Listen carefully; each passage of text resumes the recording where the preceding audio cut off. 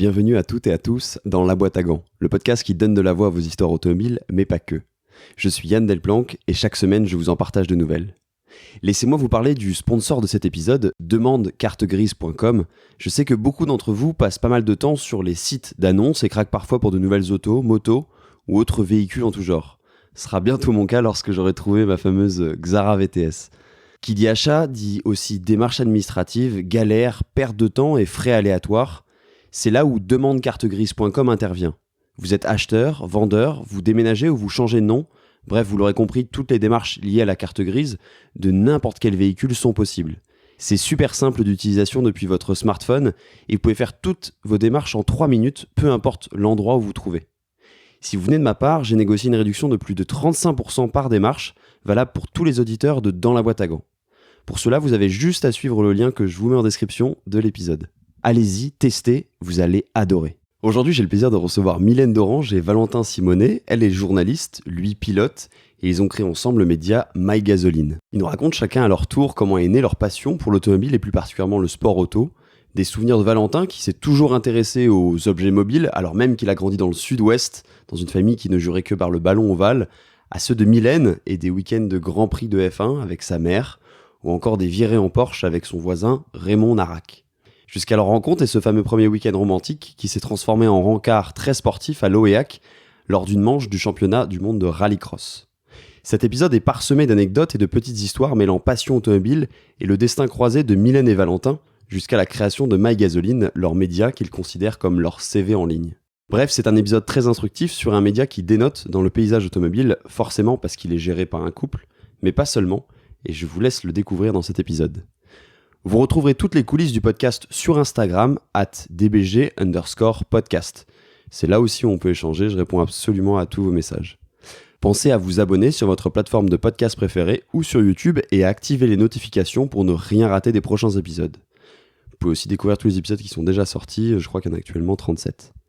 Avant de débuter l'épisode, j'ai un petit service à vous demander. Pour celles et ceux qui ne l'ont pas encore fait, vous seriez des légendes en laissant un petit commentaire sur Apple Podcast ou iTunes. Rien de plus simple, cela prend 2 secondes et c'est évidemment gratuit. Il faut juste un iPhone ou un Mac. Ça permet au podcast de gagner en visibilité et donc par conséquent de pouvoir convaincre des invités toujours plus incroyables de venir dans la boîte à gants. Je vous souhaite un bon épisode.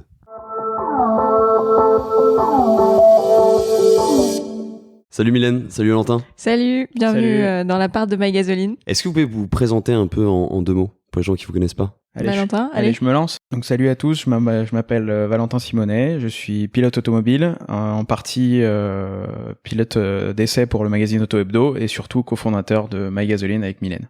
Bonjour tout le monde, moi c'est Mylène, je suis journaliste et surtout pit reporter spécialisée dans les sports mécaniques et je suis aussi cofondatrice avec Valentin de MyGasoline. Et vous êtes avant tout tous les deux des passionnés d'automobile et même de sport mécanique en général. Un peu tour à tour, est-ce qu'on peut revenir un peu sur comment est née cette passion chez l'un et chez l'autre avant que vous vous rencontriez? Alors moi ça a commencé sûrement un peu plus tôt. Ça a commencé vraiment assez jeune, petit même on va dire. On va utiliser ce mot-là. J'ai toujours aimé les machines, etc. Avions, voitures. Voilà, quand on est enfant, on rêve de toutes ces choses-là.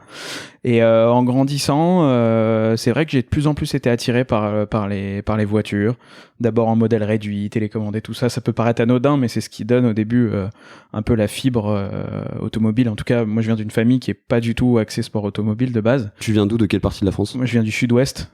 Ma famille est de Bayonne, donc ils sont beaucoup plus rugby que sport auto. Et en fait, voyant cette passion quand même naître et être de plus en plus imposante, mon père a décidé de m'emmener, vu que c'était pas très loin, au Grand Prix de Pau d'abord, qui était donc à 1h et quelques de Biarritz, Biarritz-Bayonne. Donc j'y suis allé avec lui. Je me souviens qu'à l'époque en GT, c'était les débuts en GT de Prost avec Jabouille, pour la petite histoire, d'autres pilotes aussi qui étaient en train d'éclore à ce moment-là. C'était aussi la première fois que je voyais une course de monoplace, et il se trouve qu'il y avait un certain pilote avec un casque jaune qui s'appelait Lewis Hamilton qui a gagné en F3 ce week-end-là, donc à 1 heure de chez moi. Mais voilà, je me souviens qu'il avait mis un demi-tour à tout le monde, c'était assez hallucinant. Donc voilà, un super souvenir. Je me souviens d'avoir feuilleté le programme plusieurs jours après encore, en relisant les noms, en me disant un jour peut-être que... Et en fait, pour être honnête, je peux l'avouer aujourd'hui, dès cette course-là, en la voyant, je me suis dit un jour j'ai envie d'être là. J'ai envie d'être là, à cet endroit-là, sur la piste, au vent d'une de ces voitures de dingue qui fait un bruit. En plus, t'es en ville, donc ça faisait un bruit de ma boule. Oui, c'est la particularité du circuit de Pau. Ouais, c'est ça, c'est en ville, entre les rails, ça passe au niveau de la gare. Pour ceux qui connaissent le Pau, ça passe au niveau de la gare en bas, puis ça remonte dans la ville, donc c'est assez hallucinant. Et surtout, on court avec des vraies voitures. À l'époque, c'était avec des Viper, des 550 Maranello, tout ça dans la ville. Donc ça paraît assez irréel en 2021, mais c'était bien le cas. Et donc il y a eu cette course. C'était un premier point. Donc ça, c'était en mai. Et voyant que j'ai vraiment accroché là pour le coup, il m'a mis dans une brèche qui, voilà, moi je suis très content d'y être allé. Lui, il aurait peut-être réfléchi plusieurs fois s'il avait pu le refaire. Non, j'en rigole, mais c'est vrai que voilà, après il m'a quand même un peu suivi. Et en fait, il a voulu reproduire une petite histoire où son père en fait l'avait emmené la fameuse année au Mans où Jackie X avait gagné en marchant, etc. au départ. C'était en 69 si je dis pas de bêtises. Je vérifierai, je suis pas sûr de la date, mais si, c'était ça. Et en fait son père l'avait emmené alors qu'il connaissait rien. Ils étaient montés tous les deux. Et en fait mon père le week-end des 24 heures du Mans, donc de cette même année, a décidé de m'emmener un peu de la même manière. Ah, il y avait une espèce d'anniversaire quoi. Ouais, pas d'anniversaire parce que du coup c'était en 2004. Ouais. Donc j'avais 13 ans. Il y avait pas vraiment oui, il y avait pas de il y avait pas de date d'anniversaire, mais par contre il avait envie il m'avait fait comprendre qu'il avait eu envie de reproduire un peu ce schéma-là et que ça lui tenait à cœur, bien qu'aimant pas spécialement plus que ça la course auto. Et donc il m'a emmené et là ça a été le coup de foudre. On a enfoncé le clou jusqu'au bout. J'ai débarqué. Je me souviens qu'on n'était pas vraiment organisé. On a un peu débarqué pendant la course. Enfin bon voilà. Mais voilà, je me souviens plus que les protos. Je me souviens d'avoir entendu les Corvettes à l'époque C5 et les 550 Maranello qui passaient à fond dans la ligne droite. Et là, je me suis vraiment dit, ok, ton rêve à partir de maintenant, c'est pas rêve, mais même objectif, ça pourrait être un peu fou, alors que j'avais jamais fait vraiment de carte ou autre. Je m'étais dit, ok, vas-y, je veux faire ça. T'avais quel âge à ce moment-là ? 13 ans. 13 ans. Mais t'avais touché à aucun volant pour l'instant ? Ouais, du kart comme ça pour rigoler un peu. Du kart loisir quoi. Voilà, un peu le week-end, mais rien de spécial. Plus tard, une année ou deux après, il faut savoir que 13 ans c'est déjà tard. Il y en a beaucoup qui ont commencé beaucoup plus tôt le karting. 13 ans, c'est même le moment où on commence à faire les championnats d'Europe, tout ça pour les grands pilotes. Il se trouve que je me suis retrouvé en internat avec un certain, comme quoi c'est vraiment fait de petits détails, tout ça. Mais je me suis retrouvé avec un certain Jean-Éric Vergne, qui a été pilote de F1 chez Red Bull, enfin Toro Rosso surtout, aujourd'hui qui est double champion du monde de Formule I. Et en fait, je me suis retrouvé en classe avec lui, enfin en tout cas dans le même lycée, dans le même collège. Et en fait, ça m'a permis de faire du kart un peu le mercredi après-midi parce que son père avait une piste. Et donc c'est vraiment un concours de circonstances.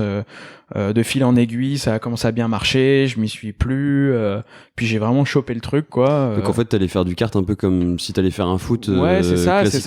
Voilà, il y avait vraiment pas de notion d'ambition particulière à ce moment-là, mais c'était juste aller à fond sur ce que je pouvais avec les moyens que je pouvais, voilà. Et ensuite à la fin de l'année, il se trouve que j'ai un de mes amis qui lui aussi faisait du kart, mais de manière beaucoup plus amateur, on va dire, en championnat d'Île-de-France, etc. Et qui m'a dit, voilà, écoute, si tu veux, j'ai un kart de compétition, je vais le changer l'année prochaine. Est-ce que tu veux venir essayer le mien ? Et si ça se passe bien, je peux peut-être te le vendre, quoi. Je me suis dit, bon, c'est un peu abstrait comme truc, mais pourquoi pas. Je suis allé l'essayer, ça s'est bien passé. Je suis rentré le soir avec mon bulletin de notes correct et la petite idée derrière la tête. Je me suis dit, bon, on va présenter ça, on va voir si ça passe, si ça casse. Au début, c'était un peu non tout de suite. Puis après, l'idée a quand même suivi son petit bonhomme de chemin et j'ai réussi à le convaincre et donc à commencer les courses de cartes. Voilà pour la jeunesse du truc. Et à commencer les courses de cartes, on va dire semi, ouais, enfin c'est amateur, mais je veux dire semi haut niveau, on va dire en Île-de-France, Coupe de France. En compétition en tout cas. Voilà, tous ces trucs-là, à des budgets très raisonnables parce que j'avais choisi la catégorie la plus abordable, même si c'est pas rien. Faut le dire pour ceux qui écoutent, de faire du kart, ça coûte pas rien, clairement. Mais on avait choisi, voilà, la formule la plus abordable et la plus raisonnable. C'était quelle formule ? Ça s'appelait, quand j'ai commencé, ça s'appelait le Formule FFSA. Sauf que c'est un championnat qui existe toujours aujourd'hui, qui s'appelle le KFS, qui est organisé par Go-Kart, pour être tout à fait précis. On a un peu parlé avec Romain Monti. Ouais, parce que lui a commencé aussi avec cette formule, en fait. C'est là la grande histoire avec Romain Monti. On fera un petit retour voilà. après. Pour la petite histoire, en fait, ma première course, il y avait Romain qui roulait et il me semble qu'il s'est accroché. C'est vrai ? Lui, il s'en souviendra peut-être pas parce que c'était pas sa première course, mais je me souviens que c'était ma première course. J'étais en plein milieu du paquet et j'ai vu un Romain Monti en plein milieu de la piste qui s'était accroché parce qu'il était un peu plus devant. Et voilà, c'était un peu le premier contact donc voilà. Et puis s'en est suivi des courses, des saisons, un peu comme on pouvait avec le budget qu'on avait. Voilà, avec une super équipe d'amis de gens qui étaient mécaniciens, pilotes, tout ça, mais qui sont devenus vraiment des amis et qui m'ont un peu pris sous leur aile parce que bien que mon père m'ait un peu soutenu et que ma famille aussi, ma mère aussi, m'ont un peu soutenu, ils étaient pas là clairement à toutes les courses et donc à 16 ans, 17 ans, je me débrouillais pour aller à droite à gauche en camion machin, pour aller sur les courses et donc voilà. Mais c'est beaucoup d'engagement personnel pour en arriver là et surtout en continuant l'école à côté avec des bonnes notes, on reviendra sur tout ça. Mais voilà la jeunesse du truc. Et toi, Mylène, comment ça se passe un petit peu cette naissance de passion pour les sports mécaniques ? Eh bien, moi, peut-être que ça va en surprendre certains. Je ne suis pas du tout née dans une famille fan de sport mécanique, ni dans une famille qui avait un garage, ni dans une famille qui aimait bricoler les voitures. Pas du tout. On a un invité surprise. Oui, on a un invité surprise qui est notre petit chat d'amour qui vient, qui est toujours présente d'ailleurs quand on a des petits reportages ou des interviews. Elle aime bien venir. Non, je suis pas du tout née dans une famille qui était fan de ça. Mon papa aime bien les voitures, mais comme tous les papas, clairement rien d'exceptionnel. Une maman qui aime bien un peu plus et qui avait comme rituel de regarder avec mon grand-père que je n'ai pas connu les Grands Prix de F1. Donc c'est vrai que ça lui a tenu à cœur quand j'étais petite de les regarder en ma compagnie et j'ai des super souvenirs. Et quand j'entends Valentin qui raconte sa première fois aux 24 heures du Mans ou sa première fois au Grand Prix de Pau, ça me rappelle moi aussi quand je regardais à la télévision ces F1, ces voitures avec ma maman et que je me disais c'est quand même un sport. En fait, ça m'a tiré tout de suite. J'avais beau être jeune et pour moi, c'était un milieu tellement loin de ma famille, de mon village, parce que je viens de Villequier, qui est un petit village entre Rouen et Le Havre, en Normandie.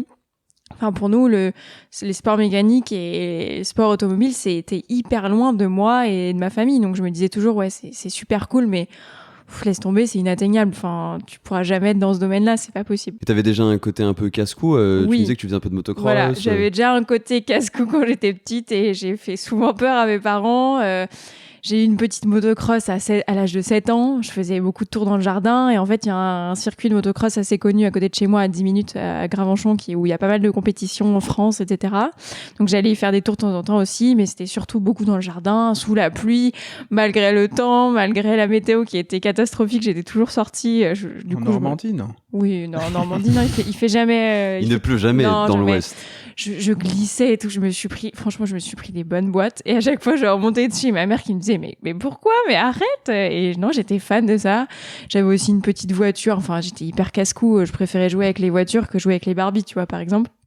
Et c'est vrai que ouais, j'étais comme ça et le gros déclic que j'ai eu en fait, c'est que mon voisin était parce qu'il a déménagé, Raymond Narac, pilote automobile qui a notamment participé aux 24 heures du Mans, pilote Porsche. Et en fait, je suis devenue amie avec sa fille et c'est lui qui m'emmenait tous les matins à l'école en Porsche. Ok. Donc déjà c'est la première fois que je montais dans une Porsche tout court. Tu te souviens ce que c'était comme Porsche ? J'essaie de me souvenir, mais en fait tous les matins, vu qu'il a une concession Porsche à Rouen, tous les matins il venait me chercher une Porsche différente. Okay. Donc je saurais pas te dire, je sais que j'ai eu des modernes comme des anciennes, je devais avoir 14-15 ans. Et c'est vrai que de le voir arriver avec cette voiture, cette marque tous les matins, je me disais oh mais quelle chance et tout. Et c'est vrai que ça m'a remis dans ce goût-là. Et c'est ouais grâce à lui que déjà que je suis montée la première fois dans une Porsche et c'est grâce à lui que j'ai retrouvé un peu l'amour. Et là il y a le chat qui est en train de camper sur l'ordi. Et c'est vrai que lui il m'a remis dans ce truc-là, dans cette passion. Donc après voilà, évidemment, j'étais toujours en train de regarder les voitures, etc. Je me disais toujours quel domaine et tout, c'est cool quand même. Et après, je suis arrivée à Paris pour l'école de journalisme. Juste avant, tu m'as raconté un truc aussi un petit peu assez marrant. Ouais. C'est que tu m'as dit à 15-16 ans, T'avais ce rêve en fait d'être avec un pilote un jour. Ouais, c'est vrai que... T'es au courant, ça?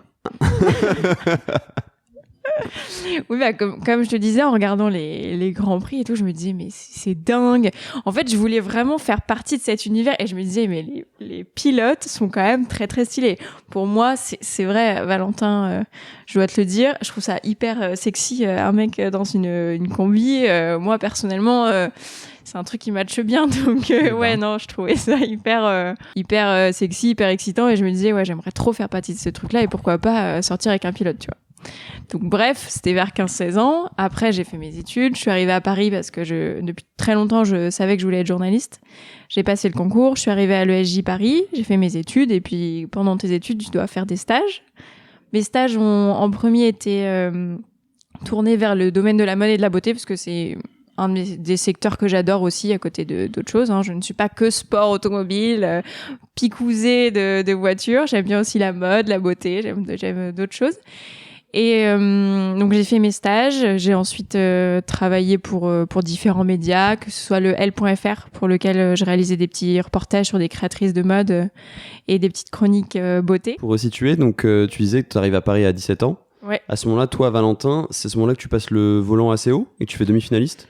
2009, pour oui, toi, oui, c'est ça. 2009. Non, c'est ça. 2009, volant ACO d'ailleurs. Il y avait Pierre d'ailleurs justement. Pierre Sosnina, ouais, que je salue. Et c'est la fois, le moment où on s'est rencontrés. Et donc non, oui, c'est le moment où en fait où j'ai participé au volant ACO parce que pour faire le lien avec ce que je disais tout à l'heure.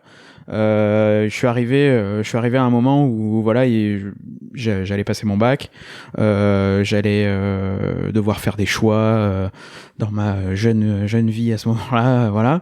Et mon père m'a dit, écoute, voilà, va y avoir ton école potentielle de commerce, tout ça. Le kart, on va pas pouvoir tout faire en même temps. On peut pas, quoi. Clairement, en termes de budget, ça passe pas.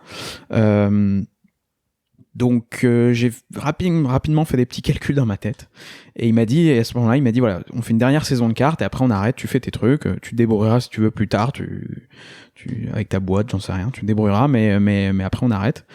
Et donc j'ai cogité 2-3 jours et je lui ai dit écoute moi mon rêve c'était de faire la voiture, pas spécialement du kart. En fait, j'ai toujours vu le kart comme une passerelle parce que un moyen d'aller à la voiture derrière. Obligatoire. Alors c'est génial hein, le kart, j'adore en faire. À chaque fois que j'en fais, c'est un plaisir de dingue.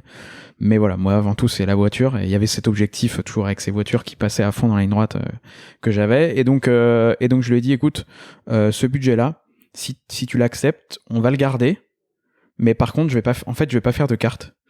Là, il m'a regardé avec des yeux un peu attends, qu'est-ce que tu veux me vendre encore? Et en fait, je vais m'entraîner en monoplace. Donc, au lieu de faire 10 courses dans l'année, je vais faire 3 jours. Parce que clairement, en termes de budget, c'était l'équivalent, quoi. Voilà. Et ensuite, avec ce qui reste, je vais faire le volant ACO, qui était donc le dernier concours en date, on va dire accessible et qui permettait d'accéder en fait à une bourse significative qui représentait les 2/3 d'un budget en Formule 4, qui était mon premier rêve, on va dire, automobile. Et donc je me suis dit, bah, on va le tenter, quoi. On va le tenter, comme ça, au moins, j'aurai pas de regrets. Et dans beaucoup de choix que j'ai fait, je sais pas si on en parlera plus tard, mais je me suis à chaque fois dit, on va le faire, comme ça, on n'aura pas de regrets. Et parfois ça passe pas, mais ça c'est souvent plus passé que le contraire. Ouais. Et donc c'est comme ça que je me suis retrouvé à m'entraîner avec, pour la petite histoire, avec Kevin Estre qui aujourd'hui est pilote officiel Porsche, et son père qui à l'époque, Kevin était en Formule Renault, il avait à peine plus que moi, il avait 2 ans de plus que moi je crois, et son père avait une petite Formule Renault qu'il avait rachetée, et on s'entraînait à côté de chez lui vers Bourgoin. Donc pour dire encore une fois, j'étais pas dans les grands trucs, c'était vraiment un peu comme on pouvait. Et j'ai beaucoup appris en 3 journées et je me suis présenté au volant ACO et sans refaire toute l'histoire, je suis arrivé un peu au bout du truc, vers je sais plus comment ça s'appelait, c'était la demi-finale ou finale, mais en gros dans les 5 derniers quoi. Et en fait à la suite de ça, on s'est pas passé, mais c'était déjà bien, enfin c'était déjà cool en venant du kart régional, tout ça. T'étais quand même déçu, j'imagine, parce que t'avais pas ce rêve qui était plus compliqué à atteindre du coup. Bien sûr. Alors il y a toujours les parents qui sont fiers quelque part et qui disent bon, c'est quand même bien, t'es arrivé dans le haut du paquet, quoi. Donc c'était bien en soi. Mais voilà, j'avais en tout cas le rêve entre guillemets s'arrêtait là parce que j'avais mis toutes les petites pièces dans la machine et que au fond c'était bien mais c'était pas assez pour avoir la bourse. Et donc voilà, donc c'était râpé et à la limite tant mieux presque à ce moment-là parce que c'était le moment où je me souviens, je passais le bac, je passais mes concours pour accéder à mon école de commerce. Pendant quelques mois, j'ai pu vraiment me reconcentrer sur cette partie-là et qui était hyper importante et qui d'ailleurs, pour chaque pilote qui écouterait ce podcast, voilà, je vous conseille vraiment quand vous faites de la compétition, kart ou automobile, de vraiment rien lâcher à côté parce qu'on ne sait jamais de quoi l'avenir est fait. Que ce soit financier, que ce soit physique, un accident, quelque chose. Enfin, c'est un milieu trop incertain. Ouais, voilà, faut vraiment toujours continuer et c'est ce qui permettra souvent en plus d'aller plus loin. Et pour la petite histoire, je le raconterai peut-être après, mais j'avais pas mal de partenaires qui me demandaient mes bulletins de notes. C'est vrai ouais, qui me disaient si t'arrêtes de bien bosser, on arrête. Donc voilà, ce qui est assez bien au final, mais qui est une petite anecdote sympa. Et donc voilà, donc j'ai passé mes concours, tout ça s'est bien passé et j'ai eu mon école de commerce, donc le SCE Paris, comme Romain, comme quoi les grands esprits se rencontrent. Et vous êtes retrouvés en classe ensemble, c'est ça ? Voilà, on s'est retrouvés en classe ensemble. Lui, à l'époque, faisait du Peugeot Spider Cup, il me semble. Et puis moi, je lui disais, bon, je sais pas, j'aurais bien aimé faire la F4, mais je peux pas, enfin voilà, compliqué. Et un jour, j'avais gardé des bons contacts avec les instructeurs du volant ACO, tout ça. Et un jour, je me souviens, c'était la veille d'un examen, j'étais allé acheter une calculatrice graphique, comme quoi ça a bien marqué. Et il m'avait donc je reçois un appel et allô, oui, Valentin, tu vas bien, tu te souviens de moi, machin, tout ça, oui, super. Et je me suis dit, qu'est-ce qu'il va me raconter ? Il me dit, bon, écoute, voilà, il y avait des bourses attribuées à certains pilotes. Certains les ont pas prises ou en tout cas elles ont pas été attribuées. Est-ce que ça te dit d'avoir une bourse de la Fédération française de sport auto, vu que ça s'était quand même bien passé, on avait bien aimé ton profil. Enfin bon voilà, c'était un espèce de tout. C'était pas forcément. T'as la bonne attitude, etc. Voilà, c'était pas forcément que parce que j'étais le futur Senna, soyons honnêtes, mais c'est parce qu'il y avait un package qui faisait que c'était sympa et que voilà, ça matchait en tout cas avec ce qu'ils recherchaient. Et est-ce que tu veux cette bourse là ? Et donc. Et là t'as dit non. T'as dit non, ça m'intéresse pas. Non, là j'ai clairement j'ai pété un plomb. Je me souviens que je suis même parti du magasin le lendemain. J'étais pas bien parce que du coup j'avais pas la calculatrice. Enfin bon bref, mais bon, je m'en foutais à ce moment-là. Et donc non, je leur ai dit ils m'ont dit est-ce que tu la veux. C'était une bourse pour dire en quelques mots, c'était 56 000 euros je crois, pas rien. Sachant que le volant Astéo c'était 60, donc en fait c'était quasiment équivalent au volant quoi. Donc je leur ai dit oui tout de suite, je la veux. J'avais pas de quoi financer le reste, mais je leur ai dit je la prends, je me débrouillerai après. Et puis voilà, et puis là j'ai appelé tout le monde, mes parents, mes potes, genre dit putain c'est bon, je vais le faire quoi, parce que enfin à partir du moment où on a les 2/3, on se dit allez, je vais se bouger, il restait pas beaucoup, il restait 3-4 mois, mais je me suis dit je vais me démerder, je vais appeler tout le monde, etc. Et puis t'essaies de tirer sur la love money, etc. au début. Bien sûr, et puis à partir du moment où on commence à être soutenu, plus on arrive au bout de la jauge dans un budget, plus c'est facile de combler ce qui manque quoi. Quand on arrive au début et qu'on dit ouais bon t'as combien pour l'instant ? Rien. Bon on va continuer sur rien. Non mais je rigole, mais c'était un peu ça. Et puis ces mêmes personnes, je suis allé les voir en disant voilà j'ai une bourse de la Fédé, je l'ai un peu vendue comme ça et c'était vrai en soi. Et donc du coup j'ai pu boucler mon truc avec un petit peu d'aide de ma famille, c'est vrai, il faut l'avouer aussi, pas énorme mais un petit peu. Et donc voilà, c'est comme ça que le sport auto dans ma vie en tant que pilote automobile a pu débuter. Au Mans d'ailleurs comme un symbole parce que l'école était basée au Mans. Et donc mes premiers tours de roue, on va dire en tant que pilote d'un championnat sur une F4, c'était au Mans avec Pierre Sansina avait dû te raconter, mais avec toute notre promo de dingue qu'on était avec Stoffel Van Dorn, avec Norman Nato, Paul Louchatin, Mathieu Jaminet, et j'en passe. Enfin, si on regarde la liste, c'était une année incroyable parce que on allait faire les World Series by Renault. Donc j'allais me retrouver de karting régional à World Series by Renault avec entre 50 et 100 000 personnes par meeting. Et si on regarde la liste des engagés à ce moment-là, on doit être encore 12, je crois, de cette promotion-là, encore entre 10 et 12 à encore rouler, donc c'est assez exceptionnel. Voilà. début d'une belle aventure. Tu poursuis avec un master en finance, c'est ça? Voilà, c'est ça. Voilà, c'est ça. Je poursuis avec un master. Au début, j'avais pas encore choisi ma spécialité. Tu fais ton master de finance. À la sortie de ça, donc l'automobile, c'est toujours un loisir. C'est-à-dire que tu... À la sortie, à la fin des 5 ans, parce qu'il s'est passé beaucoup de choses en 5 ans. Hein. Ouais, bien sûr. Mais tu continues à faire du sport auto? Clairement, le sport auto, en tout cas, après 5 ans d'école et 5 ans de sport auto, à divers niveaux, on va dire, au moment où je sors de l'école, je savais pas que j'allais encore faire du GT. Oui, je l'ai toujours en fait considéré, je sais pas ce qu'on t'ont dit ou raconté les autres pilotes, mais moi je l'ai toujours considéré comme une super carte de visite pour plein d'autres choses en fait. Et quand on fait du sport à haut niveau, parce que même si ça reste amateur, à ce moment-là, ça reste quand même du haut niveau. Et puis malgré tout, ça reste un peu un sport impressionnant, faut le dire. Enfin, à chaque fois que je rencontre du monde, ça reste toujours un sport. On me pose plein de questions, tout ça. Enfin voilà. Ce sport m'a toujours servi à créer des liens, que ce soit dans mes stages, que ce soit dans les diverses activités que j'ai pu exercer. Ça m'a toujours servi. Donc oui, je l'ai toujours considéré comme un hobby, une activité, mais dans ma tête que j'exerçais presque professionnellement, en tout cas dans mon attitude, parce que ça me permettait de faire d'autres choses à côté. Je sais pas si c'est clair, mais ouais, si, c'est totalement clair. Mais en tout cas, voilà, je l'ai toujours vu comme ça, et l'avenir a montré que c'était plutôt vérifié, quoi, comme stratégie. Pour revenir à toi, Mylène, donc je en parlais tout à l'heure, donc tu t'étais plus sur le journalisme pendant un moment beauté et faisais des reportages chez Elle.fr. À quel moment tu fais la bascule un peu avec l'auto? Je fais la bascule. Alors déjà, il y a la rencontre avec Valentin avant. Ouais. Qui du coup a un peu fait basculer, mais non, j'ai fait la bascule, on était déjà depuis au moins 1 an et demi ensemble, j'ai fait la bascule au moment où je suis tombée par hasard sur une proposition de poste sur LinkedIn, une offre d'emploi, où c'était marqué Peter Auto recherche sa ou son présentateur junior. Junior, ça veut dire qu'avant tu n'avais rien présenté. Je me suis dit, pourquoi pas essayer? C'était marqué envoyer votre vidéo de candidature et essayer, enfin tenter. Et j'en parle à Valentin, je lui montre l'annonce, je me dis, est-ce que j'essayerais pas? J'hésite, mais bon, de toute façon, c'est pas fait pour moi, en fait. Enfin, je sais pas, pour moi, j'étais pas sûre, j'hésitais, alors qu'au fond, je rêvais de faire ce travail. Et Valentin m'a poussé, c'est vrai, un matin, on s'est même pris la tête.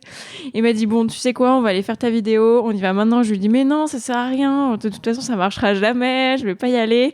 Et là, il me dit, mais si, j'appelle mes potes. Et en fait, on a appelé nos amis de chez Héritage Motorcars, dans le 17e, c'est un garage tenu par Romain Blois et son papa, Jean-Luc. Et on leur a demandé, est-ce qu'on peut passer? Mylène a une vidéo à faire, est-ce qu'on peut venir? Ils nous ont dit oui, venez, on est venu, on est allé là-bas, on a pris le café. Et Valentin m'a forcé à faire la vidéo. Et le lendemain ou 2 jours après, à peine, l'équipe de Peter Auto m'a appelé. Ils étaient super contents, ils avaient trop envie de me rencontrer. Et en fait, en même pas une semaine, j'étais prise pour présenter toutes leurs émissions. Faut savoir pour la petite histoire que sur ce sujet-là, en fait, moi, au même moment, j'étais en train de bosser avec 2 associés qui étaient en train de monter une voiture pour le Tour Auto.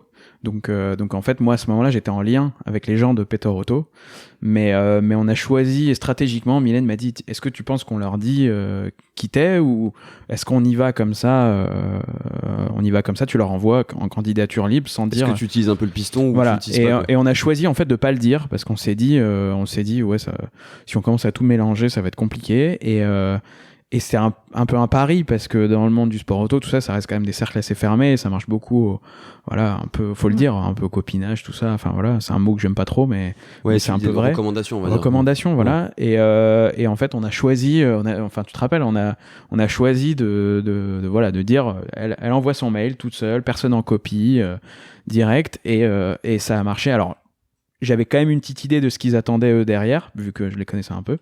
Mais voilà, on l'a dit. Et c'est qu'après, quand on a fait le premier rendez-vous... C'est surtout que j'avais même pas parlé de My Gasoline, voilà, pas de toi, de rien. En fait, j'ai juste envoyé ma vidéo. Et c'est quand on les a vus après, qu'ils ont fait le lien, ils ont fait « Ah d'accord, ok, d'accord, c'est bon, on a compris. » Donc là, on est en quelle année par rapport à... Là, on est plus tard. Sur les années, on est plus tard, là, 2018. On est en 2018, ouais, c'est ça 2018. Juste, les 2 associés dont tu parlais, c'est les 2 associés avec lesquels tu t'occupais d'une collection de bagnoles? Voilà, c'est ça.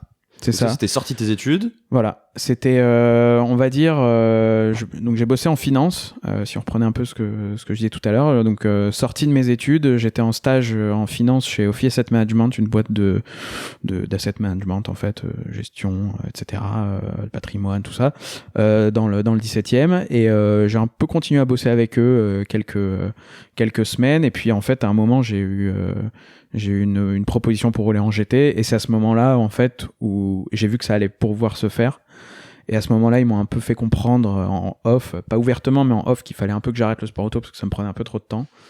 Et là, je me suis dit, deuxième fois vraiment de ma vie où je me suis dit, un peu comme la fois où j'ai fait cette décision de faire le volant assez haut, je me suis dit, faut que tu ailles au bout du truc, parce que faut que tu tentes le truc de faire cette saison en GT, parce que c'était mon rêve. Si on revient au Grand Prix de Pau, c'est 10 ans avant, et là pour le coup c'était vraiment 10 ans avant, j'allais pour la première fois au Grand Prix de Pau, et je me disais, tiens, je veux rouler dans une de ces GT, et là j'allais rouler dans la même catégorie 10 ans après, donc 10 ans de boulot quand même, pour arriver dans cette catégorie-là. Voilà. C'est la catégorie qui te fait le plus rêver, peut-être même plus que la F1. Ouais, moi j'ai toujours rêvé des voitures GT.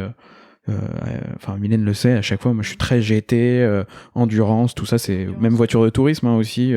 À l'époque, ça s'appelait WTCC. C'était des championnats qui me faisaient rêver parce que c'était concret en termes de voitures, c'était des modèles qui étaient existants et qui faisaient rêver, quoi. Clairement, pour moi, ce sont des voitures qui font rêver. Les monoplaces font rêver parce que quand c'est de la F1, etc., mais en dessous, ça reste on va dire les gens voient ça plus comme des petites catégories pour arriver à la F1.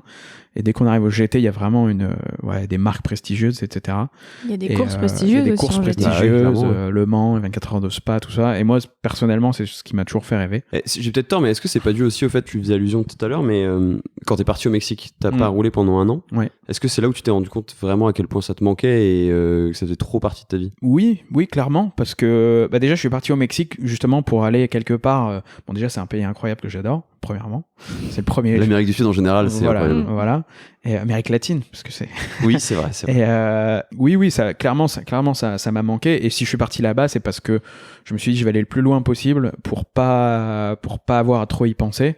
Mais malgré tout, voilà, mes colocs qui étaient en train de réfléchir à quand est-ce qu'on allait à la plage, moi je pouvais pas m'empêcher de me connecter sur les streamings pour regarder les courses en France à 2h du mat. Vous n'aviez pas les mêmes priorités, quoi. Non, mais clairement, ça a été génial. Et voilà, mais c'est des petites anecdotes où parfois ils me disaient, bon, c'est bon avec tes courses là, tranquille. Parfois, je le dis aussi maintenant. Quand même. Non, mais bien sûr. Non, mais donc oui, quand je suis rentré, clairement, mon premier objectif, c'était de retourner. Ça a été un peu une première désillusion. C'est qu'en rentrant, je pensais retrouver un volant très rapidement. Parce que ce qu'on n'a pas dit, c'est que après la F4, en fait, j'ai rencontré une personne qui s'appelle Frédéric Lajoux, qui est pilote aussi, et qui m'a un peu pris sous son aile, parce que voilà, même si ma famille est entre guillemets derrière moi, ils viennent pas sur les courses. Voilà, c'est des allô, oui, tu vas rouler en quoi cette année? Ah top, on va regarder, quoi. Mais ça reste distant. Et en fait, c'est une personne qui m'a accompagné, qui m'a vraiment pris sous son aile pour gérer tout ce qui est la partie partenaire, parce que évidemment, on en parle depuis le début, mais il faut du budget pour rouler. Là de se vendre, il faut savoir gérer, parce que quand on gère des budgets de 50, 100, 150 000 euros l'année, quand on a 22, 23 ans, même à cet âge-là, pas évident, quoi. Enfin, où est-ce qu'on les reçoit, comment on fait, enfin, c'est une partie compliquée, quoi. Quand c'est pas les parents qui le font, faut savoir comment gérer ces sous-là, surtout quand il vient pas de chez nous. donc voilà, et donc Frédéric m'a vachement aidé là-dessus, à tout structurer, à gérer. Il m'a évité de faire beaucoup d'erreurs. Je pense que sans lui, je serais pas là aujourd'hui en train de courir. Donc à ce moment-là, je me suis dit, bon, j'ai toutes les bonnes personnes derrière moi, je vais reprendre la compétition tout de suite. Et malheureusement, ça s'est pas fait, parce que c'est vrai que comme dans tout, quand on part, quand on revient, les places sont prises. Voilà, on a été un peu pas oubliés, mais voilà, il y avait des places, et puis ces places, elles ont été prises par d'autres, et voilà, donc ça a été un peu une première désillusion, et je me suis dit que ça allait pas être si facile que ça. Et donc ensuite, 6 mois après, j'ai réussi à remonter la pente, à rencontrer d'autres partenaires qui me suivent encore aujourd'hui et à faire une première saison en RCZ Cup, comme Pierre, encore une fois. Et ensuite, justement, au moment où j'ai fini mon stage, d'avoir cette opportunité en GT. Et donc, j'ai décidé à ce moment-là d'arrêter la finance parce que ça me correspondait pas, en fait. Tu sentais que t'allais passer à côté de ta vie en continuant à faire que ça, quoi. Je voulais pas plus tard me dire, ok, super, tu gagnes bien ta vie, tout se passe bien, mais par contre, ton rêve, t'es pas allé au bout du truc. Et ça, je sais que je me connais, il y a des gens qui arrivent à passer au-dessus de ça, mais moi, je sais que j'aurais pu aller dans quelque chose de frustré ou autre, et je déteste, c'est le sentiment le plus horrible d'être frustré, clairement. Ouais. Et je me suis dit, je veux pas ça, je préfère galérer un peu plus, aller sur d'autres choses, avoir d'autres projets professionnels, mais je veux aller dans ce truc-là. Puis si t'étais resté en finance, tu m'aurais pas rencontré, quand même. Voilà, par exemple. Justement, ça valait le coup, quand même. En parlant de votre rencontre, vous m'avez raconté un de vos premiers souvenirs. Vous deviez partir à la plage tous les deux. Ouais. Et finalement, vous vous retrouvez à l'Oyac, c'est ça? Voilà, c'est ça. C'était un été. Si tu veux raconter. Oui. C'est en 2016, quelque chose comme ça? Ouais, c'est ça. Faudrait regarder les photos. Ouais, non, 2016. Ça, 2016. Été 2016. Été 2016, on se parlait depuis quelques temps. On s'était rencontrés en fait une première fois à Paris. On n'avait pas trop discuté. Après, on s'est retrouvés. On a un peu parlé pendant quelques semaines. Et on se propose, Valentin me propose, est-ce qu'on ferait pas un week-end ensemble? Moi, je me dis oui, pourquoi pas. On regarde, c'était début septembre, donc début septembre, tu peux aller à la Baule, au bord de la mer, en Espagne, tu peux faire des choses super sympas. Et Valentin me propose, bon, écoute... C'était prévu. Oui. C'était prévu qu'on fasse un week-end. Jusqu'à 5 jours.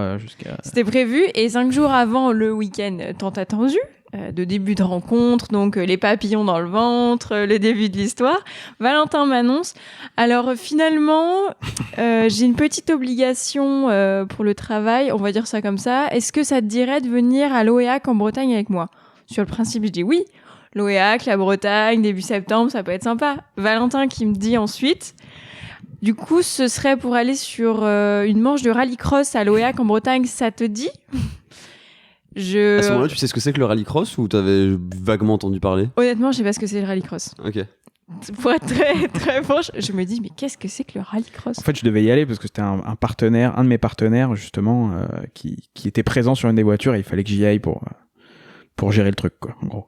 Et après, donc, il m'explique, il me dit que c'est une course de voiture, etc. Il m'explique un peu, je dis, écoute, allez, vas-y, cap, je viens, je connais personne, je débute complet, mais vas-y. Moi, c'était un peu pareil, honnêtement, c'était un peu l'inconnu aussi. J'avais un très bon ami avec qui on était, et qui m'avait mis sur ce pourquoi on était là-bas, mais par contre, on débarquait dans quelque chose de... Même moi, j'étais pas capable de lui dire ce qu'on allait trouver, quoi. Ouais, c'est un univers particulier en plus, le rallycross. Mais surtout l'Oyac. Il y a le rallycross et il y a l'Oyac. Le manoir de l'automobile et voilà. tout ce qu'il y a autour. Et on a découvert ça...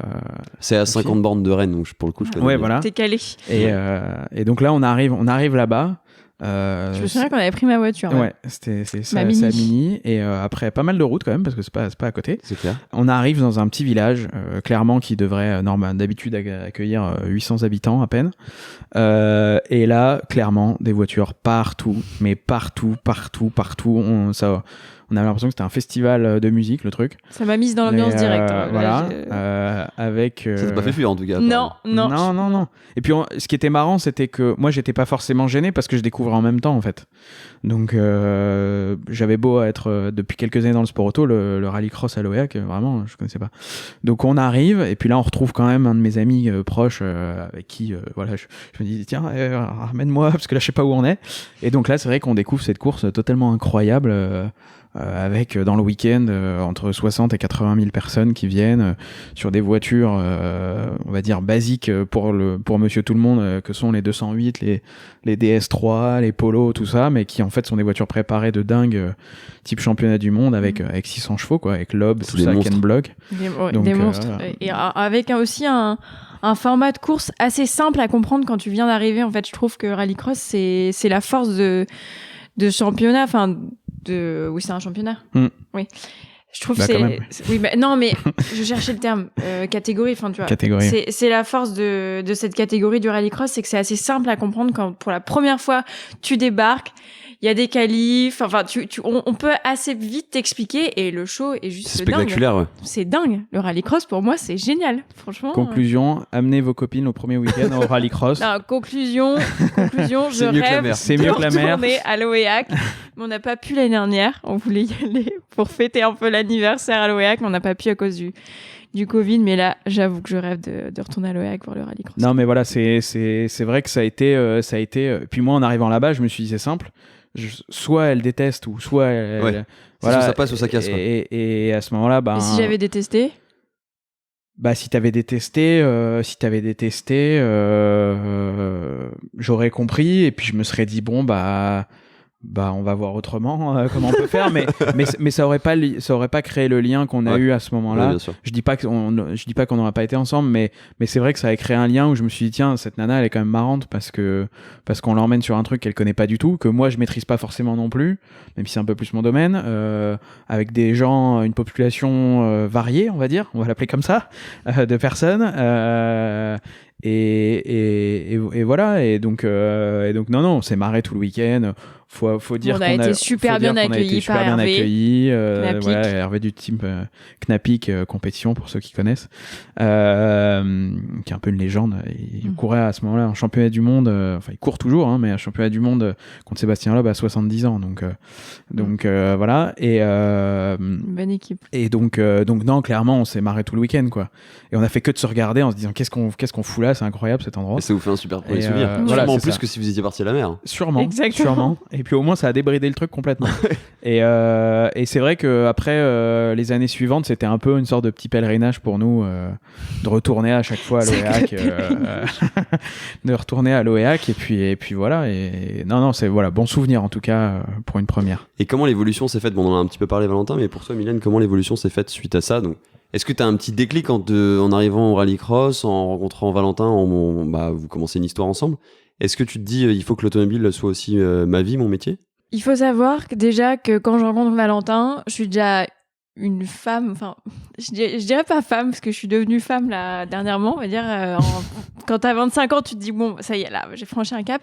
J'avais déjà ma petite 125 dans Paris, tu vois, j'étais déjà un peu autonome, je roulais en moto, j'étais vachement, pas solitaire, mais bon, tu vois, je me débrouillais bien toute seule, j'avais ma vie tracée, mon truc. Et quand j'ai rencontré Valentin, c'est vrai que c'est un peu, pas tout chamboulé, mais bon, voilà, j'avais déjà mes petites habitudes, comme je te dis, j'avais la moto, donc je me débrouillais assez pas mal toute seule. Et non, en fait, on a continué notre relation, et tout de suite, j'ai eu envie de le suivre sur les circuits. Valentin, l'année suivante notre rencontre, du coup, a roulé en championnat de France GT chez Saint-Éloque. Et tout de suite, je me suis dit, mais il faut que j'aille sur toutes les courses avec lui. J'adore. Je suis trop fan. Malheureusement, j'étais pas. D'ailleurs, je me souviens de ta première course quand on était ensemble. Mais la deuxième, elle est venue, et ça enchaîne sur un point sympa que je racontais tout à l'heure, c'est que la deuxième, elle est venue, et c'était la première fois que je roulais au Grand Prix de Pau. Par rapport à voilà. Beaucoup pour moi, 10 ans après. Non, plus parce que non, c'était 2004 versus 2017, donc okay, ouais, 13 ans quoi. Mais donc 13 ans pour arriver au Grand Prix de Pau, c'est achievement. Donc voilà. Et pour la petite histoire en plus, c'est fait que de petites histoires. Attention, j'adore les petites histoires. Tu sais que c'est le principe de ce podcast, donc vas-y. Et pour la petite histoire, je roulais. Si, vas-y. Mais donc en gros, donc Mylène venait, donc déjà pression. Et en fait, je participais au Grand Prix de Pau pour la première fois de ma vie, donc fierté absolue, avec le gagnant de l'édition que j'avais vue en 2004 comme coéquipier, qui s'appelait Sébastien Dumez. Et je lui avais sorti une photo justement que j'avais prise à l'époque quand j'étais petit, une photo en argentique et tout. Je lui avais envoyé, je lui avais dit allez on refait la même, voilà. Et moi c'était la première fois que je venais sur un circuit. Et c'est la première fois que Mylène venait sur un circuit. Donc en plus circuit pas facile parce que on voit pas très bien. Je comprenais pas grand chose. J'ai débarqué là-dedans. C'est un circuit vachement particulier. On le disait tout à l'heure, mais on a l'impression que ça va très très vite quand on est sur le muret du stand, vu que c'est tout petit, très étriqué, etc. Déjà que ça va vite. Mais alors là, on a l'impression que ça va encore plus vite. Et week-end où en fait, je dois avouer que je pensais que la présence de Mylène allait me stresser dans le sens où, faut le dire, c'était la première fois qu'une copine, ma copine venait sur un circuit. Et donc je me suis dit bon, j'espère que ça va pas me perturber tout ça. Et en fait, ça a été que du bonus tout le week-end en termes de sérénité et tout ça. Et on a terminé, alors pas par une victoire, mais par mon premier podium le dimanche en championnat de France GT. Donc on n'a pas gagné, mais on a fini sur la boîte un peu comme je lui avais dit, alors que c'était pas prévu du tout. Honnêtement, c'était la première fois c'était la deuxième course de l'équipe dans le championnat. Vous étiez largement outsider plutôt que... On n'était pas outsider, mais on va dire qu'il y a 15 voitures qui pouvaient faire la même chose que nous, quoi. Donc mettre une pièce sur nous, c'était voilà. Et donc on termine 3e, ce qui est pas une victoire certes, mais qui clairement pour moi avec Mylène qui vient, tout ça. C'était une belle saveur, quoi. Moi dans mes souvenirs, c'était comme une victoire, quoi. Et le seul truc que je me suis dit à l'arrivée, c'est faut pas qu'elle s'habitue trop à ça, parce que je sais pas si ça va être comme ça tous les week-ends. Mais voilà la petite histoire. Je te laisse finir là-dessus. Ouais, mais moi je me suis habituée au podium quand même. J'aime bien. Ouais. Bah, il y en a eu après. Oui, il y en a eu après, mais c'est vrai que j'aime bien. Non, pour revenir à la suite de l'OEAC, en gros, moi, je continuais mon travail de journaliste. Il me semble qu'à l'époque, j'étais encore au L.fr. Je travaillais, au L Girl pour les petits reportages vidéo beauté et mode. Et comme je disais, j'étais très moto, j'avais ma 125, je me débrouillais vachement toute seule. Et quand Valentin m'a annoncé qu'il allait faire le championnat de France GT, c'est vrai que tout de suite je lui ai dit écoute, moi j'ai envie de venir avec toi, ça m'intéresse trop, j'aime trop, j'étais à fond derrière lui.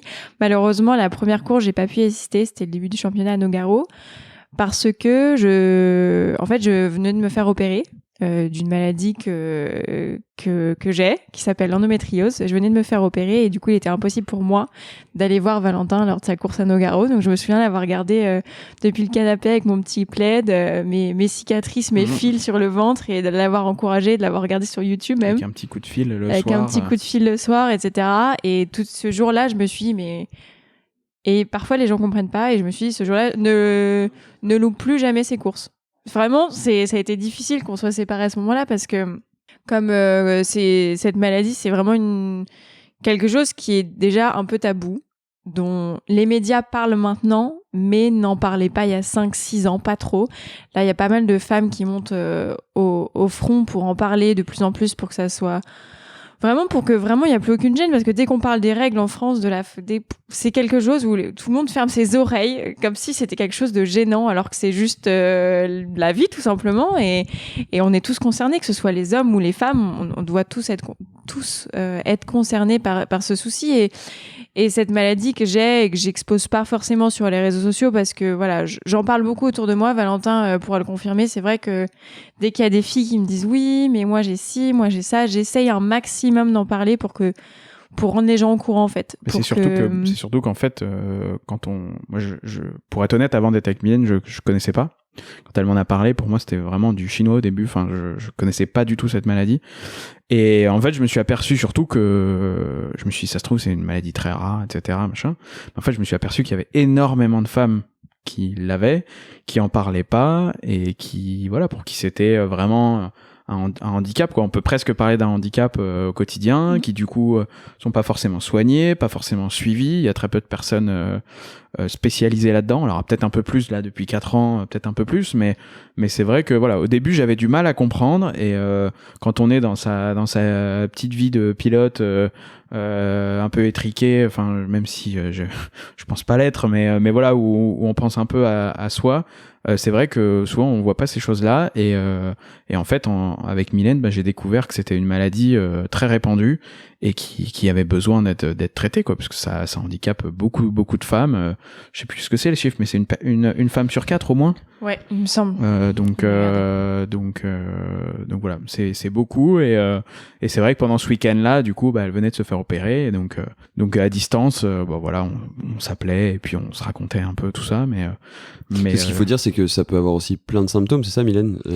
Oui, il y a des symptômes différents. En fait, l'endométriose peut atteindre beaucoup de parties du corps, parce qu'on peut pense souvent à l'utérus, enfin toutes ces parties-là, mais ça peut aussi être dans l'intestin, dans toute ta partie digestive, ça peut aller jusqu'au poumon. En fait, ça peut vraiment se mettre à différents endroits. Personnellement, c'est localisé dans le bas du dos, c'est-à-dire que j'ai pas d'atteinte digestive ou quoi que ce soit, mais je souffre régulièrement de grosses douleurs lombaires, de sciatique en permanence. Et c'est vrai que le traitement en fait qu'on propose à nous toutes atteintes d'endométriose, c'est d'avoir une pilule en continu. Une pilule en continu qui te permet de plus avoir tes règles et donc de diminuer la souffrance, parce qu'en fait, cette maladie fait que quand tu as tes règles, tu souffres énormément. Quand je dis souffrir énormément, c'est rester au lit, pas pouvoir se lever, devoir prendre des anti-inflammatoires sur anti-inflammatoires, faire des malaises de douleur, vomir de douleur. Enfin, c'est vraiment très très fort. Je parle pas d'un petit mal au ventre qu'on soulage avec un petit spasme. Il faut savoir, juste un petit mot, faut savoir qu'au début, enfin, quand on est compagnon de quelqu'un qui a cette maladie, au début, je dis pas qu'on se pose des questions, mais vu que c'est totalement invisible, en fait, on sait pas quoi. Égoïstement, à un moment, on est même là, bon allez, c'est bon, arrête ton cinéma. À un moment où, je sais pas, on a un rendez-vous très important, c'est tout de suite plié par terre, etc. Et c'est vrai qu'au début, quand on n'est pas sensibilisé là-dessus, on se dit allez, vas-y, fais un effort. Et en fait, quand on va chercher un peu plus loin, on s'aperçoit nous on pourra pas savoir, mais c'est vraiment des douleurs insupportables en fait. Et on s'est retrouvés parfois, toi et moi, dans des situations compliquées dans en des revenant gares, d'un circuit. Je me souviens une fois où on est revenu d'une course au Paul Ricard, une course de Valentin, où j'avais vraiment oublié de prendre le médicament que j'ai tout le temps sur moi pour me soulager quand j'ai mal. J'avais oublié, mais c'était le drama. Je me souviens d'avoir été pliée, de plus pouvoir marcher jusqu'au train. Valentin obligé, moi en pleurs, Valentin on est obligé de demander dans la gare où il y avait une pharmacie pour essayer de trouver un médicament, et c'est obligé de demander à quelqu'un. C'est juste de la douleur, quoi. Il n'y a pas d'autres manifestations. Ouais. C'est juste de la douleur. Oui, mais ça, du coup, ça t'handicape complètement sur l'activité qui est en cours parce que tu es obligé de tout arrêter, quoi. Exactement. Je suis obligée de tout arrêter. Je peux plus rien faire. Rentrer, on peut pas aller dîner. Enfin, voilà, c'est tout. En fait, c'est un rythme de vie que je dois prendre, et voilà. Après, maintenant, aujourd'hui, je suis forte aussi parce que j'ai un compagnon qui comprend ce que j'ai, qui comprend ma maladie et qui m'accompagne dans toutes mes démarches, qui est toujours en train de me soutenir, etc. Et je suis forte aussi grâce au métier que je fais, parce que je suis assez fière quand je vois les difficultés que je pourrais avoir à exercer ce métier en lien avec cette maladie. C'est vrai que je suis assez fière de pouvoir me dire, voilà, t'es sur les circuits, tu fais des lives, tu cours dans tous les sens, et malgré tout, quoi. Justement, pour parler de ton métier, on parlera après de My Gasoline. Qu'est-ce que tu fais maintenant concrètement ? Concrètement, cette année, je suis journaliste pit reporter. En gros, je réalise des interviews pendant les courses pour Renault Sport, pendant la Clio Cup, et je travaille aussi pour un championnat qui s'appelle Ultimate Cup. Un championnat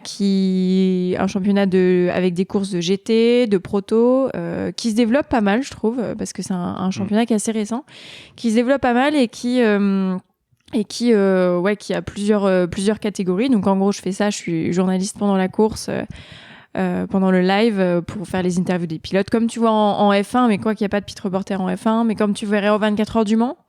Les pit reporters qui font les interviews sur la grille. Tu marches beaucoup ? Exactement, je cours dans tous les sens. Parfois, je peux faire 14 à 15 km dans la journée, donc c'est pas mal. Et à côté de ça, je fais aussi des sujets pour les réseaux sociaux, des constructeurs, enfin des marques, des championnats. Beaucoup de gens, je pense, vous connaissent grâce à My Gasoline aussi. Comment vous est venue un peu cette idée ? On est revenu à l'origine de l'OEAC en 2016. On va revenir à l'OEAC. Ah ouais. Ouais, on va revenir à l'OEAC, clairement. Non, sans rire. Deuxième année à l'OEAC. Donc là, pour le coup, on était ensemble.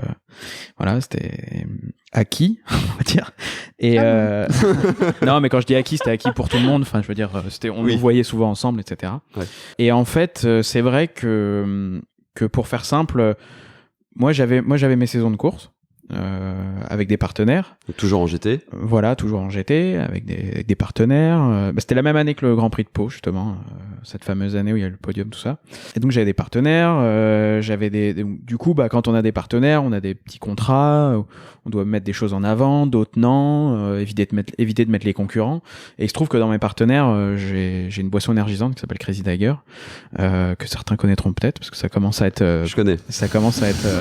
Il y a quelques années, on m'appelait le tigre fou pour se foutre de moi, et maintenant on me dit ah t'as de la chance, t'as écrit Ristager. Je dis ouais, fallait être là au début. Non, c'est une belle relation, et c'est vraiment un partenaire de longue date, et je suis très fier de porter leurs couleurs. Et donc forcément, ils ont des concurrents coriaces et qui sont présents dans beaucoup de catégories, et surtout en rallycross. Ouais. Et donc du coup, c'est vrai que tout le week-end, j'ai dit à Mylène, c'est embêtant, je peux pas mettre cette photo parce qu'il y a pour les citer Red Bull, Monster, tout ça dessus, et j'ai pas envie que forcément j'ai pas envie de mettre en avant des voitures avec une autre marque, alors que moi j'ai une marque qui me soutient à fond, quoi. Et Mylène de l'autre côté, si je dis pas de bêtises, était encore OL, et que même si elle commençait vraiment à assumer sa passion pour les sports mécaniques avec moi, partager à tous nos potes, même pour moi, hein, tous nos potes parisiens, d'école, tout ça, qui sont pas forcément affiliés au sport auto, partager tout le temps des trucs de course, je peux comprendre, même si on n'a qu'à dire ils ont qu'à se désabonner, hein, s'ils sont pas contents, mais je peux comprendre qu'au bout d'un moment, partager toujours des trucs récurrents sur la course auto, pour un profil personnel, ça peut devenir un peu envahissant, on va dire, et pour elle comme pour moi. Et c'est vrai que dans le week-end, on s'est dit c'est dommage, parce que elle est journaliste. Donc potentiellement, elle pourrait accéder à pas mal de choses, surtout si à ce moment-là, elle faisait un focus sur le sport auto. On ne savait pas encore, hein, mais on s'est dit peut-être parce qu'elle commençait à me dire peut-être que j'aimerais bien être dans le sport auto, tout ça. Qu'est-ce que t'en penses?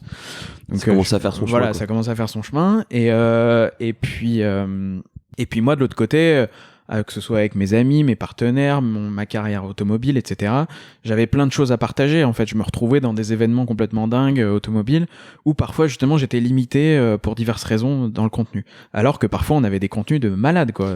Tu parlais aussi, tu sais, des deux associés avec lesquels tu t'occupais de la conduite. Voilà. Par exemple, je pouvais conduire parfois des super autos et le mettre tout le temps sur mon compte, etc.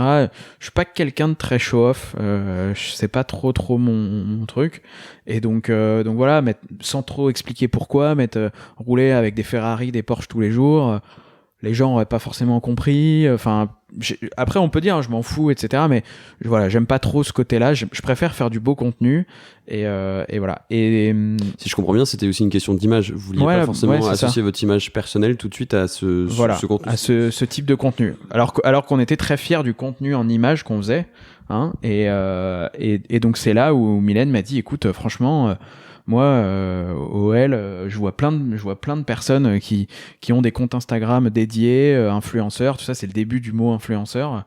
Oui, parce que nous, en fait, à l'époque, pour le Hellgirl, ça s'appelait blogueur, en fait. Le Hellgirl, on faisait des reportages sur les influenceurs, influenceuses, en fait. Donc moi, je me suis dit, mais attends. Mais à l'époque, tu te rappelles, ça s'appelait blogueur. Ça ouais, blogueur, ouais, c'est vrai. Je me souviens. Et je lui ai dit, attends, je vois, ils font tous du contenu sur différents secteurs, différents thèmes. Pourquoi nous on ferait pas un peu pareil? Enfin, après, nous, quand on s'est dit ça, on s'est pas du tout dit on va en faire un business. Ouais. On s'est dit en fait ça va être un moyen d'assumer, que ce soit pour elle sa passion pour l'auto, et moi d'assumer ma passion pour au-delà du pilotage et de mon métier de pilote, on va dire, ma passion pour les belles images, pour les montages, tous ces trucs-là, qui sont pas forcément des activités de pilote, quoi. Enfin, clairement. Est-ce que vous êtes même pas dit qu'il pourrait y avoir des cercles vertueux par rapport à vos activités, chacun de votre côté, en fait? Si, on s'est honnêtement, au début, non. Au début, on s'est dit, on va partager, on va faire plaisir aux gens. On s'est dit, on va faire. On va s'amuser. Notre premier truc, et c'est pas du storytelling bidon, c'est notre premier truc, je m'en souviens très bien, c'est on va faire plaisir aux gens en partageant nos aventures dingo, qu'on peut d'habitude pas trop partager, parce que je sais pas toi Mylène, mais moi qui ai la chance de courir depuis des années, une de mes plus grandes frustrations en tant que pilote, c'est de passer des dîners, des soirées, des journées entières à raconter ce que je fais sans pouvoir ramener les gens dans mes courses, parce que clairement les potes on les connaît, hein, ils sont toujours là, ouais on va venir, et puis en fait le jour de la course ils viennent jamais, parce que c'est à 2h30 de Paris qu'ils ont fait la bringue la veille. Juliette, Tristan qui sont venus. Oui, non mais on a des super potes qui sont venus, mais il y en a, voilà, ils font la bringue la veille, ils ont pas envie de se lever, faut aller à Manicourt, faut aller à Dijon, ils sont là, machin. Donc voilà, et c'est vrai que c'est une grande frustration, parce que j'ai des amis, ça fait 10 ans que je leur parle de course, Et ils ont jamais rien vu, par des photos que je leur montre comme ça, face à eux, voilà, ils ont jamais rien vu. Je me suis dit, tiens, on va faire un truc où ceux qui ont envie de suivre ou ceux qui ont envie de découvrir ce qu'on fait, ils vont pouvoir le découvrir. Et on a des images et en de faisant la dingue. bringue, en étant en Voilà. retour de soirée, Exactement. sur le téléphone, Voilà, c'est et ça. c'est bon, quoi. Et le matin, ils peuvent suivre ce qu'on fait. Alors, ça remplace jamais le réel, mais Tiens, au moins, voilà. au moins, on s'est dit, on peut un peu vulgariser, mais de manière quand même sympa et jolie par rapport à nos convictions, ce que c'est que le sport auto et le donner et le rendre plus accessible.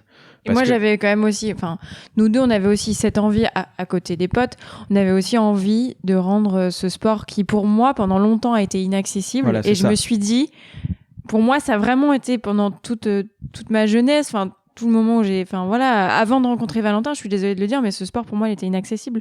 Si je l'avais pas rencontré, si je t'avais pas rencontré, j'aurais, selon moi, jamais avoir pu accès à ça, parce que c'est quand même un domaine hyper fermé, c'est restreint, enfin, je veux dire, c'est quand même un tout petit milieu. Plus de transparence, en fait, quoi. Plus de transparence et plus d'accès tout court, quoi, parce que quand on voit, c'est quand même réservé à une certaine ça va être un peu, élite, voilà, ça va être un peu, non, clairement. Non, mais quand on regarde, par exemple, c'est un peu clivant, mais moi, je suis très énervé quand je vois qu'il y a un e-prix de Paris. Bon, là, il va pas y aller cette année à cause du Covid, mais il y a eu 2 ou 3 grands e-prix de Paris avec une course de monoplace automobile, certes électrique, mais une course de monoplace automobile dans Paris, aux Invalides. Et quand je vois que les gens n'arrivent pas à avoir accès à cette course parce qu'il faut être soit partenaire, soit invité par je sais pas qui, soit voilà, et que en dehors des gens qui habitent sur ces boulevards-là, qui sont clairement des gens quand même avantagés, je veux dire, les gens qui ont des terrasses sur les Invalides, voilà, ils sont pas à plaindre en général, mais que le grand public puisse pas accéder à cette course-là qui est au centre d'une ville, moi c'est des choses qui me révoltent, mais très fortement. Et donc du coup voilà, nous on essaye d'amener le sport automobile à un niveau accessible, à en parler, à le montrer, parce que il y a beaucoup de blogueurs ou influenceurs qui parlent de voitures de tous les jours, enfin même si c'est des supercars tout ça, mais nous on essaie vraiment d'amener, on parle de ces choses là aussi, mais on essaie vraiment d'amener un côté sport automobile, et ça nous tient à cœur de le mettre en avant et d'en parler, et d'une manière sympa et fun. Et surtout, ce qu'il faut dire, c'est quand vous débutez, il n'y avait pas encore tout cet écosystème, en fait, YouTube, etc., dans l'automobile, ou alors c'était le début, quoi. Non, il y a quelques blogueurs, je me souviens. Akram, qui est complètement dans autre chose. Il y avait le billet auto qui existait à l'époque, voilà, et le garage des blogs. Ouais. Voilà, garage des blogs qu'on connaissait. Ils ont commencé il y a longtemps. Oui. Pour la petite histoire, parce que j'aime bien les petites histoires, n'est-ce pas? Allez, c'est reparti pour une petite histoire. Mon ambassadeur. Le garage des blogs était venu, alors qu'on les connaissait pas, à la finale du championnat de France GT avec l'Audi qu'on partageait avec Romain et Pierre. Ouais. Le garage des blogs était venu via Audi à l'époque. C'était en 2015. 2015, voilà, était venu quand on a gagné le titre honorifique de champion junior. Ils étaient venus à cette course-là, et c'est là où, enfin, à titre perso, en tout cas, je les ai rencontrés, et que j'ai découvert qu'il y avait des gens qui faisaient des vidéos sur des voitures sans que ce soit directement leur métier, enfin en tout cas à l'époque. Voilà. C'est ça, parce qu'en plus j'ai tourné un épisode avec Sad, j'en ai parlé, et eux ils ont percé entre guillemets dans le YouTube game depuis pas très longtemps finalement. Non, parce qu'ils ont eu un gros moment de flottement. Au début, si je dis pas de bêtises, ils étaient beaucoup, ils étaient 5 ou 6, même peut-être plus que ça, je crois. Et je me souviens, il m'avait expliqué, voilà, il y en a un qui fait ci, il y en a un qui fait ça, et en fait à un moment ça c'est un peu, je connais pas du tout leur histoire, mais voilà, ça s'est un peu séparé droite à gauche, et là aujourd'hui voilà, c'est que récemment qu'ils ont refait un noyau dur où ils sont 3-4 et où ils ont vraiment professionnalisé le truc, même s'ils ont toujours été très pros dans leurs images, mais voilà, mais à l'époque c'était quasiment les seuls et puis JB quoi. JB, ouais, voilà, ils étaient vraiment pas beaucoup quoi. Et après il faut dire une chose, c'est que même nous, quand on a créé My Gasoline, on regardait pas forcément ces choses-là. C'était vraiment spontané. On les a découverts après, en fait. Ouais, on les a découverts après, et c'était, sauf le GDB du coup, mais l'idée c'était vraiment pas de faire un truc similaire, et ça l'est toujours pas aujourd'hui. D'ailleurs, pour preuve, vous êtes pas sur YouTube, vous avez pas une présence. Non, si on en a une, mais qui est très limitée. Ouais, c'est pas votre axe majeur en tout cas. Non, notre axe majeur c'est Instagram, clairement, c'est là où ça marche le mieux. Et maintenant TikTok. C'est vrai. Et est-ce qu'on en parlait en off? Ouais, non, c'est vrai. TikTok qu'on a développé récemment et qui marche très bien. Donc voilà, mais non. De toute façon, pour le format inside qu'on a envie de montrer aux gens, les coulisses, c'est mieux story Instagram, c'est ce qui correspond. Pour ce qu'on veut mettre en avant, le format Instagram est clairement le meilleur, et c'est là où ça marche, donc voilà. Mais voilà l'idée de base de Magazoline, c'est vraiment un partage du sport auto, automobile global, mais avant tout un partage, voilà. Et justement, pour comprendre un petit peu l'évolution de MyGasoline, comment ça démarre? Parce qu'au début, vous le disiez tout à l'heure, c'est un projet pour présenter les coulisses même presque à vos potes, quoi. Et j'imagine qu'après, c'est les potes des potes des potes. Ouais. Exactement, les potes des potes des potes. Ouais, regarde, j'ai des potes qui font ça, mais attends, j'ai des potes qui font ça. Donc à chaque fois, nos potes, ils disent ouais, mais suis nos potes MyGasoline, machin. Donc on se retrouve avec les potes des potes des potes. C'est même arrivé qu'il y en ait qui nous disent ah, mais tiens, vous connaissez pas MyGasoline? Bah si, c'est nous en fait. Mais je comprends mieux, parce que c'est vrai qu'au début, on avait beaucoup de mal faut le dire, on avait beaucoup de mal à se mettre en avant. Ouais. Parce qu'on revient sur ce que vous disiez tout à l'heure, donc le fait de vraiment distinguer votre perso.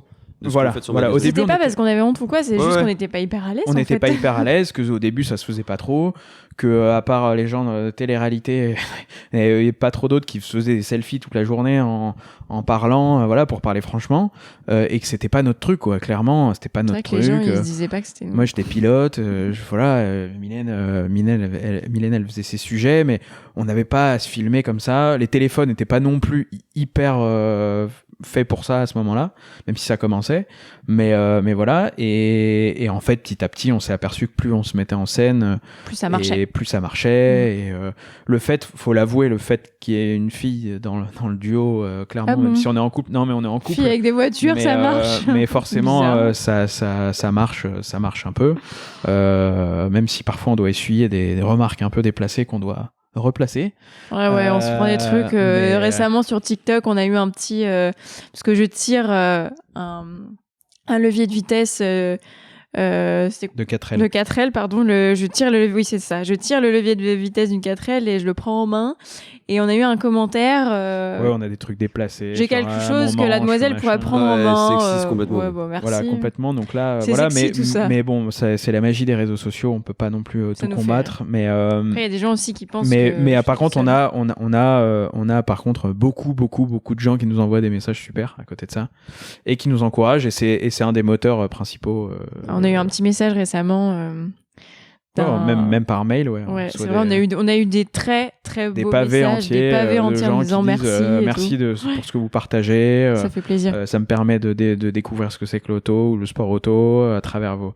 Voilà, et quand on reçoit ça, j'avoue que c'est sympa, quoi. On se dit qu'on le fait pour quelque chose. Au-delà de notre plaisir perso, on le fait pour d'autres gens, quoi. Donc, ça marche si bien que maintenant c'est au-delà de c'est toujours un plaisir, mais ça a une place aussi dans vos carrières professionnelles, en fait, parce que ça alimente un peu vos carrières professionnelles. Comment ça se passe un petit peu, justement, ce cercle vertueux, on va dire?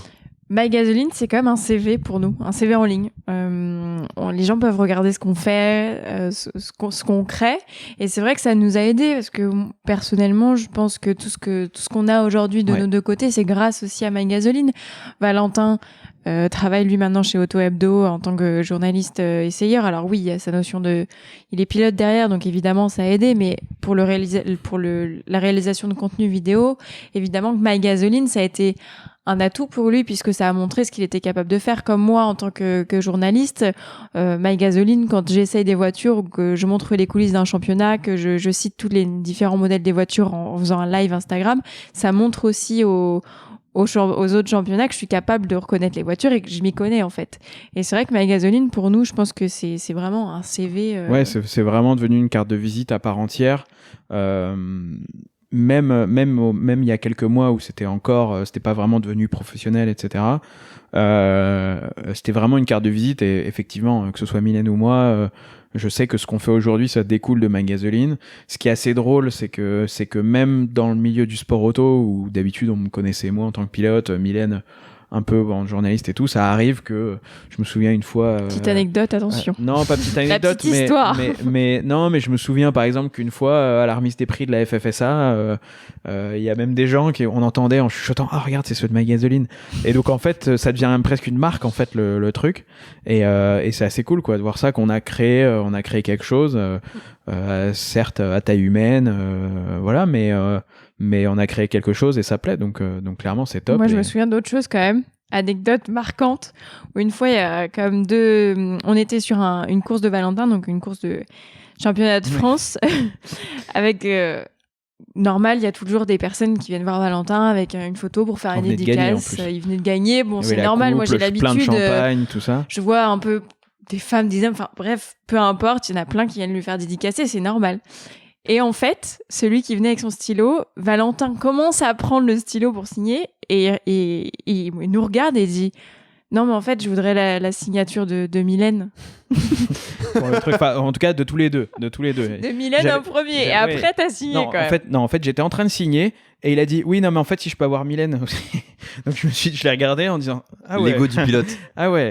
Donc, ça commence. Attends, moi, je viens de suer pour gagner une course là et l'autre, il veut Mylène. Non, mais on rigole, mais c'est vrai, quoi, c'est assez marrant. Et bon, 24 heures du Mans, il y avait voit un commissaire. les commissaires, qui sont des gens super. Petit message aux commissaires s'il y en a qui écoutent. Qui sont des gens souvent bénévoles et assez géniaux, sans qui on pourrait pas faire de course. Et souvent les commissaires sont vachement fans de ce qu'on fait. Et quand on se balade, beaucoup de commissaires veulent venir faire des petites photos, des trucs comme ça. Donc ça, c'est assez drôle. Après, on aime bien les mettre en avant aussi. C'est sûr, voilà. Mais et pour la petite histoire, c'est ça ce qui nous a vraiment fait décoller. Justement, pour revenir un petit peu sur le décollage de My Gasoline, vous êtes passé dans un reportage. Ouais, en fait, on a rapidement atteint alors ça paraît dérisoire aujourd'hui, mais à l'époque, il était pas trop mal. On a rapidement atteint les 2, 3, 4 000 abonnés, on va dire, avec notre réseau perso. Voilà, on était à 4 500 ou un truc comme ça. Et on commençait à peine à faire des choses avec des marques, à rentrer dans les parties presse, etc., des marques. Et en fait, on a eu un appel ou un message, je me souviens plus, mais de TF1 en fait, pour faire un reportage sur le salon de l'auto. Comment ça s'est fait? C'est un petit peu pourquoi ils vous ont appelé vous Je me souviens que c'était une copine de l'EJ, de l'école de journalisme, qui avait donné mon contact en fait à une autre journaliste, parce qu'évidemment les réseaux comme ça se fait comme ça, qui lui avait dit bah tiens, tu cherches des influenceurs dans le domaine de l'automobile pour ce reportage, pour le mondial de l'auto, n'hésite pas à l'appeler, y a pas de souci, essaye, tu verras avec elle. Et en fait, elle m'a appelé, on a longuement discuté, je lui avais même, je me souviens à l'époque, donné une liste d'influenceurs et influenceuses, je lui avais dit vas-y, tiens, si tu veux faire ce sujet-là, fais avec eux et tout, je te file un coup de main entre journalistes, il y a pas de souci. Et elle m'a rappelé en me disant bah écoute, finalement on aimerait bien le faire sur My Gasoline pour parler un peu de vous, de votre duo, parce qu'en fait il faut savoir qu'il y a aucun autre duo en tout cas couple duo, pardon, j'ai un accent un peu normand là. Il y a aucun autre accent. Il y a aucun autre couple qui fait ça en fait dans le secteur de l'automobile. Et elle m'a dit écoute, on aimerait bien vous suivre et tout, ce serait top. Donc je lui dis bah écoute, avec plaisir. Elle me dit écoute, je propose des profils et puis je reviens vers toi. Et en fait c'est notre profil, nos 2 profils qui ont été sélectionnés pour le reportage, pour grand reportage, donc diffusé sur TF1. Voilà. Donc ça c'est le week-end, je crois, si je me dis pas de bêtises. Oui, ouais, c'est ça, c'est après le moment du déjeuner. Et donc c'est vrai que voilà, on a tourné ça au sein de l'auto, donc c'était assez marrant parce que bah pareil, on croise toujours du monde qu'on connaît, qui ont l'habitude de nous voir, on serre des mains. Et là c'est vrai qu'on était avec une équipe de télé, donc ils commençaient à se dire tiens, qu'est-ce qu'ils font, pourquoi. Alors parce que faut dire ce qui est, même auprès d'amis. Alors il y en a beaucoup qui ont adoré, mais il y en a certains qui nous prenaient pas trop au sérieux et qui critiquaient pas, mais qui en gros leur truc Instagram là, on prend un téléphone, c'est facile, machin. Et en fait ce reportage-là nous a vraiment fait décoller, non seulement en termes d'abonnés, mais aussi en termes de sérieux auprès des gens. Ça a crédibilisé un peu. Voilà, c'est ça. Et qui a fait que certaines personnes se sont dit, ok, avant, on prenait ça un peu pour un truc bidon, mais en fait, si TF1 est venu les chercher, c'est qu'il y a peut-être quelque chose, en fait. Et donc, on a fait ce reportage, c'est passé pas longtemps après, une semaine ou 2 après, et là c'est vrai que ça a vraiment décollé. On a pris, on peut le dire, 5 ou 6 000 abonnés en 2 jours, quoi. Donc là, je me souviens d'ouvrir l'application Instagram et de voir les notifications défiler à tel point que mon téléphone buguait. Notre batterie a descendu en 2 secondes. Mais parce qu'en plus à cette époque-là, on n'avait pas tant de trucs, donc on laissait toutes les notifications. Du coup, voilà, ça a explosé complet. Et donc c'était assez drôle. Et là, pour le coup, on a reçu beaucoup de messages, beaucoup de trucs. Et c'est là où on s'est regardé, on s'est dit, ok, là, faut peut-être en faire quelque chose. Parce qu'on est passé d'un hobby à un truc qui commence à ressembler vraiment à quelque chose, quoi, un vrai concept, voilà. Et c'est là où on a commencé à vraiment faire ça de manière plus sérieuse, plus pro. c'est aussi le moment, il faut le dire, où nous, à titre perso, on a commencé à s'en servir à titre professionnel, justement pour progresser chacun de notre côté. Et c'est peut-être le moment aussi où on l'a pas délaissé, hein, My Gasoline, mais c'est le moment où on s'est dit, bah tiens, vas-y, le tremplin, on l'a passé. Maintenant, on va chacun de notre côté faire notre truc, et puis on va mettre de temps en temps. Et puis. Vous avez été moins actif pendant une petite période, c'est ça? Ouais, pendant une petite période, ouais, faut le dire. Et parce que on peut pas tout faire, hein, dans la vie, ça prend du temps, tout ça. À ce moment-là, on n'était pas payé pour, et puis que quand on décroche un boulot avec ça, mais qui du coup est quand même rémunéré, à un moment il y a des choix à faire. Et c'est vrai qu'à un moment on l'a un peu délaissé, il y a eu le Covid, tout ça. Et une fois qu'on a eu le rythme de croisière sur toutes ces choses-là, il y a un peu moins d'un an, là on s'est vraiment remis à fond dessus. Et on s'est dit, il faut pas le lâcher parce que ça marche toujours. Oui, parce que c'est nous, tout simplement. Parce que c'est nous, parce qu'il faut pas le lâcher. Ça nous plaît, quoi. Ça nous plaît. Et puis que même quand on n'était pas grand chose, les gens nous envoyaient des messages, etc. Donc on s'est dit, vas-y, ok, très bien, on fait nos trucs à côté, mais ça, faut pas le lâcher, quoi. Faut pas le lâcher, et on peut pas tout mettre de côté, voilà. C'est vrai que parfois, avec nos métiers, que ce soit celui de Valentin ou le mien, en fait, parfois on était obligé de délaisser un peu My Gasoline parce qu'on n'avait plus le temps, en fait. Enfin, moi, pendant un moment, j'ai géré les réseaux sociaux d'un magazine automobile, enfin de sport automobile. Donc en fait, je pouvais pas être partout, je pouvais pas tout gérer. Et c'est vrai qu'à ce moment-là, on s'est dit bon, on laisse un peu tomber. Et honnêtement, j'ai regretté un peu, enfin personnellement, toi aussi. On n'a pas laissé tomber, mais on a fait que de la veille. Au lieu de faire de la création, on a plus fait de la veille qu'autre chose, quoi. Ça vous a manqué un petit peu, vous êtes senti un moment que. Ouais. Vraiment. Et puis on partait chacun un peu de notre côté. Enfin, c'était un peu. Ce My Gasoline, malgré tout, c'est nous deux, ça nous rassemble tous les deux. Tout ce qu'on essaye, on l'essaye ensemble. Tout ce qu'on écrit, on l'écrit ensemble, on poste ensemble, on réfléchit ensemble au contenu, aux vidéos, à la musique qui va aller, enfin aux demandes d'essais, à tout. Donc c'est vrai que c'est important. Et donc, c'est vrai que ça, c'est un autre aspect aussi, c'est que vous, du coup, vous passez énormément de temps ensemble parce que vous bossez ensemble. Toi, t'es plus le créa, c'est ça, Val? Et toi, tu me disais que t'étais plus la partie administrative, même si vous faites tout ensemble. Oui, parce que je vais confier quelque chose. Valentin souffre de phobie administrative.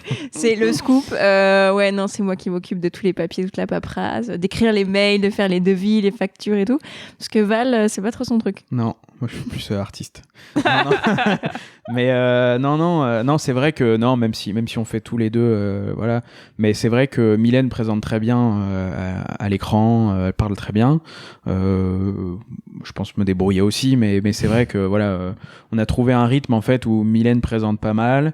Moi, je filme en nous mettant en scène tous les deux, mais parce que c'est ça en fait le truc, c'est que souvent les gens s'attendent à nous voir tous les deux à l'écran, sauf que à chaque fois, faut qu'il y en ait un qui filme. Donc sauf quand on a un pote, je pense à Hugo Misana, notre ami photographe, ou d'autres qui viennent nous aider à être le troisième larron, on va dire. Sinon, on est que tous les deux. Donc forcément, faut qu'il y en ait un qui tienne le téléphone. Vous n'avez pas encore une équipe de 10 personnes? Non.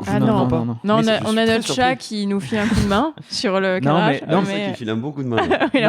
Non, mais on commence à trouver des artifices avec des drones, tout ça, pour qu'il y ait ce troisième œil pour pouvoir nous avoir tous les deux. Mais c'est vrai que voilà, Mylène présente très bien. Moi, j'essaye d'animer plus le côté technique, etc.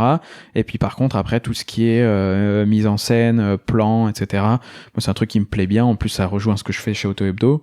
Et puis voilà. Et puis Mylène gère très bien les calendriers, donc ça, voilà, on se complète, on va dire. On se complète, et même si je mettrai cette ligne dans mon CV. Voilà, mais même s'il faut le dire, on fait beaucoup de choses ensemble, mais c'est aussi bien des moments qu'on fasse chacun nos voilà, pour pas être tout le temps l'un sur l'autre. Avoir vos petites bulles d'air. Et justement, tout le monde pense qu'on est tout le temps ensemble, mais en fait, c'est pas vrai, parce qu'on travaille ensemble. Moi, ça m'arrive de partir chez des copines et qu'on travaille pour My Gasoline à distance, on se fait des mails, récap et tout.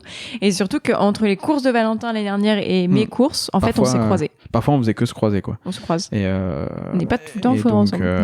Donc, on essaye de raconter un truc qui soit en lien avec chacun nos qualités, et jusque là ça marche bien, quoi. Et donc et c'est du fait maison, quoi. C'est un peu ce que tu fais aussi, tu en parlais, mais toi chez Auto Hebdo tu fais tout toi-même en fait. Ouais, c'est ça.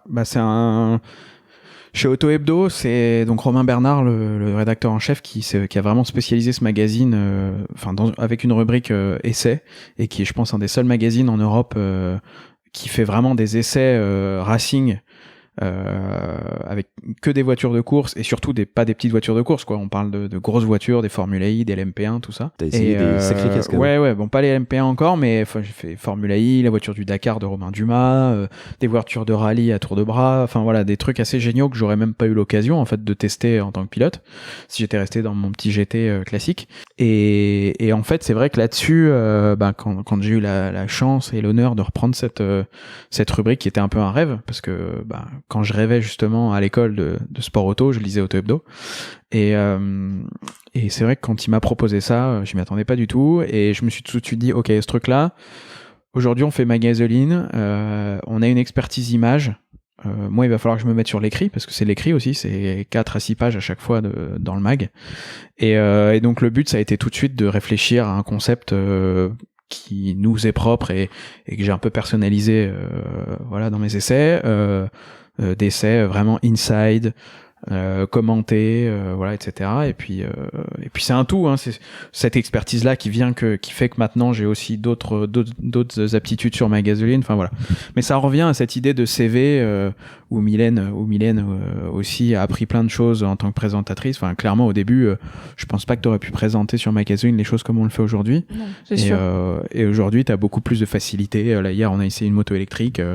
On sait où on va, on sait ce qu'on fait, on fait pas 15 prises pour le faire, et ce qui permet d'avoir un débit d'essai et de contenu qui est beaucoup. Ouais, parce que vous avez de l'expérience. C'est ça en fait, c'est tout simplement ça. Et c'est en fait à ce moment-là précis que ça peut commencer à devenir une activité professionnelle en fait. C'est à partir du moment où on a acquis cette expérience et cette façon de faire du contenu que en fait ça peut devenir intéressant, quoi. Pour continuer, pour finir un petit peu, pour casser des clichés. Vous me les racontez d'autres par rapport au fait que c'est plutôt toi, Mylène, qui conduit dans la vie de tous les jours plutôt que Valentin. Ouais, c'est plutôt moi qui conduis dans la vie de tous les jours. Ça étonne un peu tout le monde à chaque fois. Faut savoir un truc, c'est que les gens font, quand je leur dis que je suis pilote de course, une des premières questions, après la vitesse de max en km/h, qui est la première question devant toute. C'est combien alors la vitesse Ça dépend.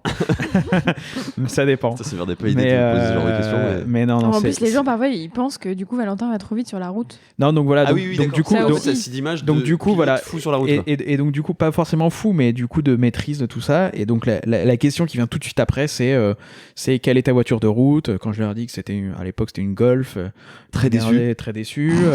Mais comment tu fais pour conduire une voiture de course, une voiture de route après avoir conduit une voiture de course? En fait, c'est pas du tout la même chose.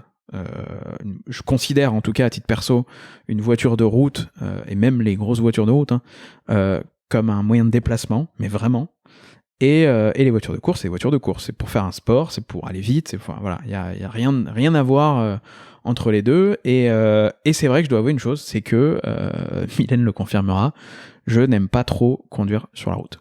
Je vous explique pas pour partir en vacances. L'enfer, voilà. Il passe son temps à dormir à les côté. Heures sur l'autoroute, moi c'est pas du tout mon truc. Ça te berce en fait, c'est ça? Voilà, c'est ça me berce. Je suis pas capable de conduire plus de 2 heures sans m'endormir. Donc voilà, après tout ce qui est sur des petites routes, des voitures incroyables, un road trip, on a fait des rallyes avec ma gasoline où on avait des voitures sympas sur des petites routes de montagne. Bon là ça va parce que c'est très sympa. Mais c'est vrai que les heures, et je fais, et la deuxième question qui peut paraître un peu macho qu'on me pose souvent, c'est mais tu lui fais confiance, etc. Oui, je fais totalement confiance à Mylène. Je fais totalement confiance à Mylène, elle conduit hyper bien, et quand on part en vacances, c'est elle la capitaine de la voiture. Voilà. Tu m'as raconté autre chose, Mylène, pour encore une fois casser un autre cliché. C'est par rapport à la moto. T'en parlais tout à l'heure. Oui.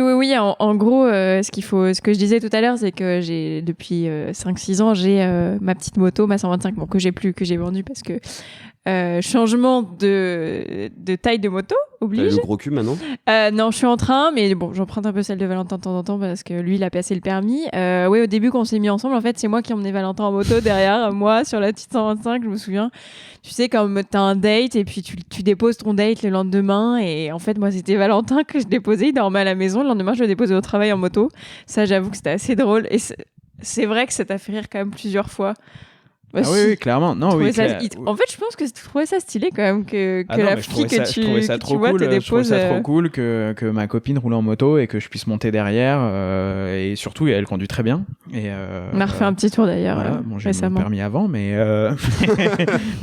Qui t'a poussé à passer ton permis? Voilà. Non, c'est vrai. Voilà. Vrai. Et, Tu l'as depuis combien de temps le permis là? depuis juillet, depuis cet été. Donc t'es encore en A2 là. Voilà, encore un A2. Et d'ailleurs, on développe beaucoup la moto sur My Gasoline. Et ça marche très bien. Tu vas voir le bonheur que c'est de plus avoir le A2 après. C'est ouais, incroyable. ça je me doute. Mais j'ai eu la chance de me procurer une belle Moto Guzzi V7 et c'est vrai que là on commence à faire des jolies choses avec. Ça. Ouais, et donc non, c'est vrai que Mylène conduit très bien et le fait qu'elle soit à l'aise en moto, c'était clairement un plus. Un plus séduction. Voilà, c'est ça. Bah oui. Non, et il y a une dernière anecdote, si on peut en discuter. C'est vrai que, comme tu avais remarqué que je me débrouillais pas trop mal au volant, Valentin a décidé une fois de me faire essayer une Clio Cup.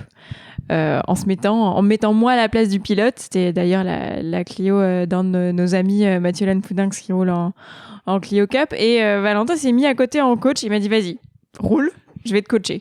Et là, je me suis dit, ah ouais, quand même, va falloir y aller. C'était la première fois que je roulais sur un circuit, vraiment première fois. Dans une vraie voiture de course, du coup. Tout. Parce que... Voiture de course, enfin tout nouveau. Et ça s'est plutôt bien passé. Ouais, non, ça s'est très bien passé. Elle écoutait bien. Assez bien. Et non, vraiment belle expérience, parce que c'est vrai que je t'avais emmené plusieurs fois en baptême. Ouais. C'est pas pareil. À côté, mais voilà, de l'avoir conduire et pour une fois d'échanger un peu les rôles et tout, c'était vraiment. Je crois que maintenant je suis un peu lassée des baptêmes, limite. Ouais. Et c'est ça que je trouve cool en fait dans toutes ces histoires, c'est que vous partagez en fait.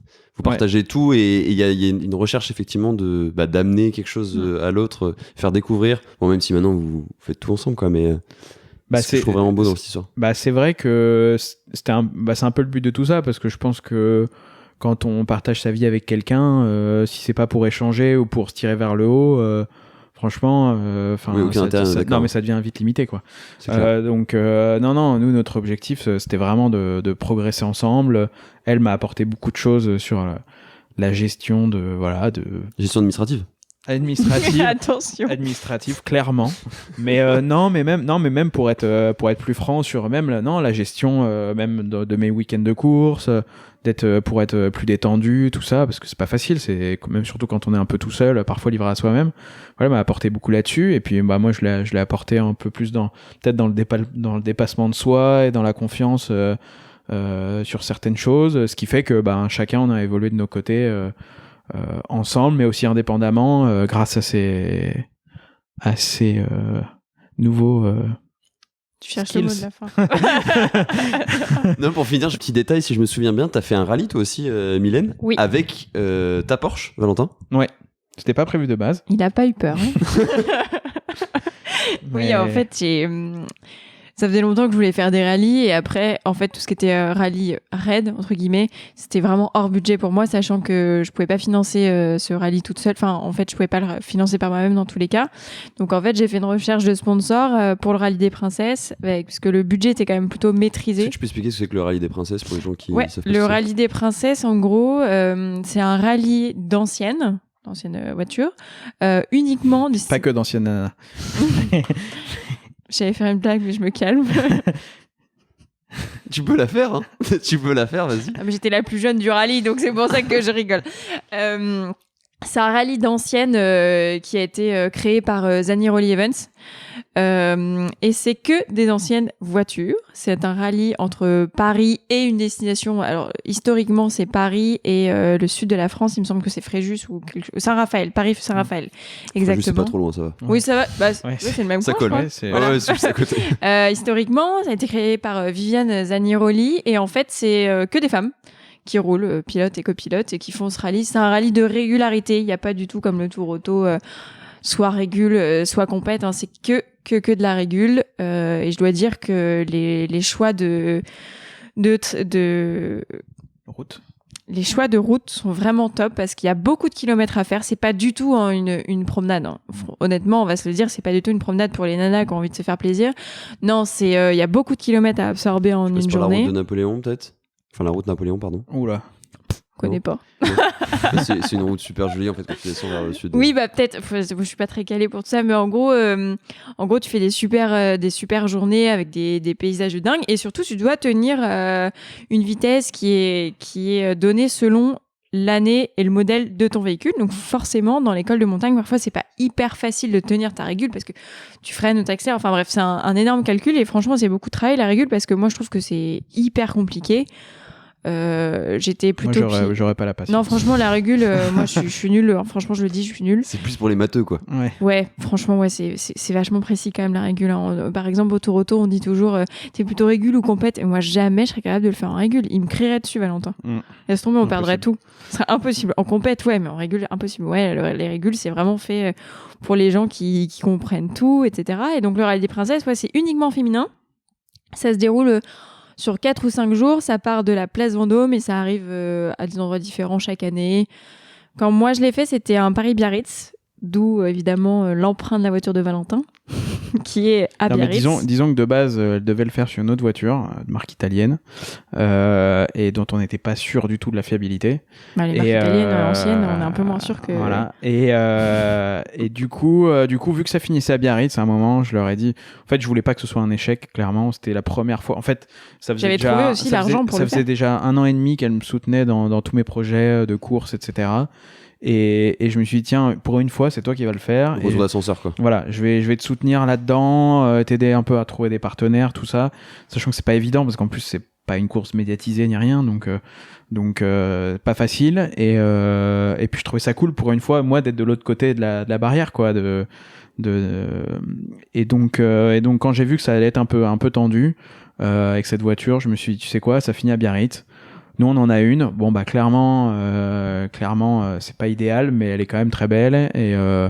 Et bah, tu vas la prendre. Et donc, on l'a remontée sous la pluie. Je me souviens, c'était un enfer. Biarritz, Paris. Elle est comment ? Elle est bleu marine, typée un peu club sport avec l'aileron, tout ça, sympa, en coupé. Et donc, du coup, bah, elles ont pris cette voiture qui, au final, était très fiable et qui leur a permis de faire tout le rallye sans encombre. Et voilà, donc ça me faisait plaisir aussi de participer à ça. Bon, je l'ai récupéré à peu près en bon état.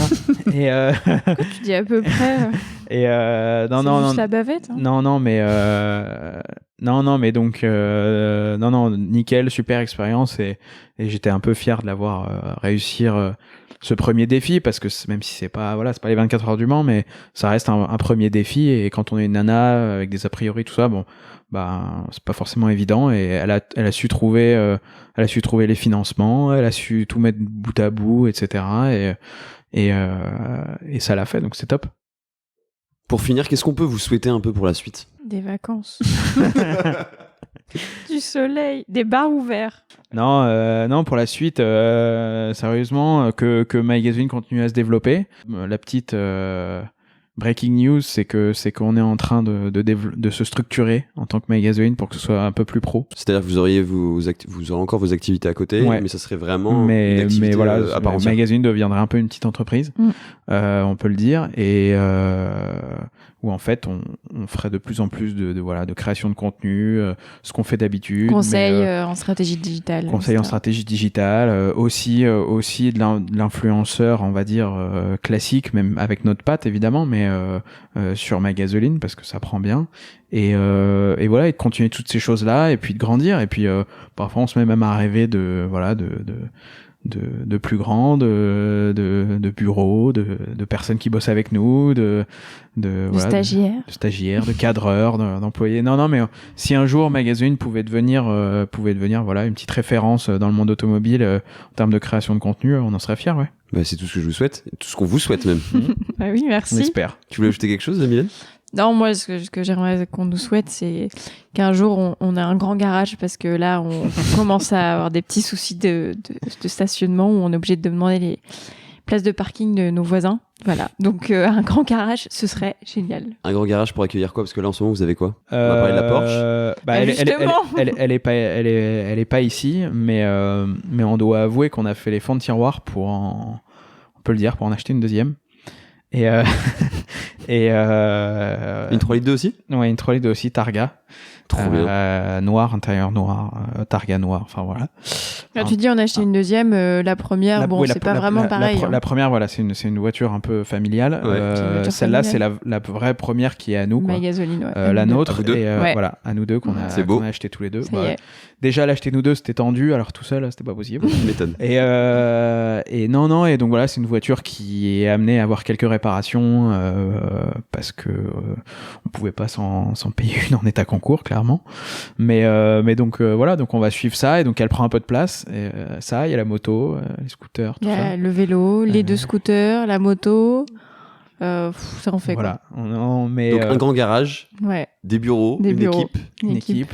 Et rouler jeunesse quoi. Et plein de circuits. Plein de bonnes choses et plein de créations et voilà.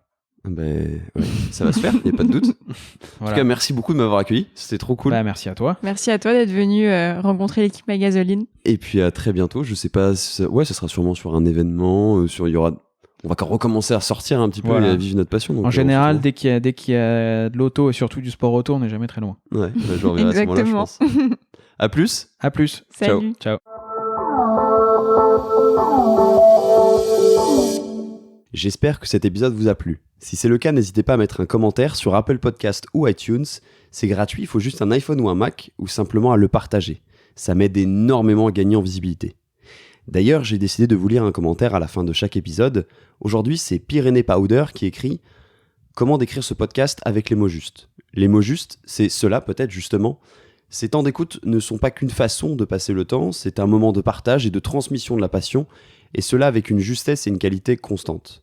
Ce n'est ni un divertissement, ni de l'instruction. C'est un temps de partage dédié au plongeon dans la vie d'un individu, de sa passion et de sa relation à l'automobile.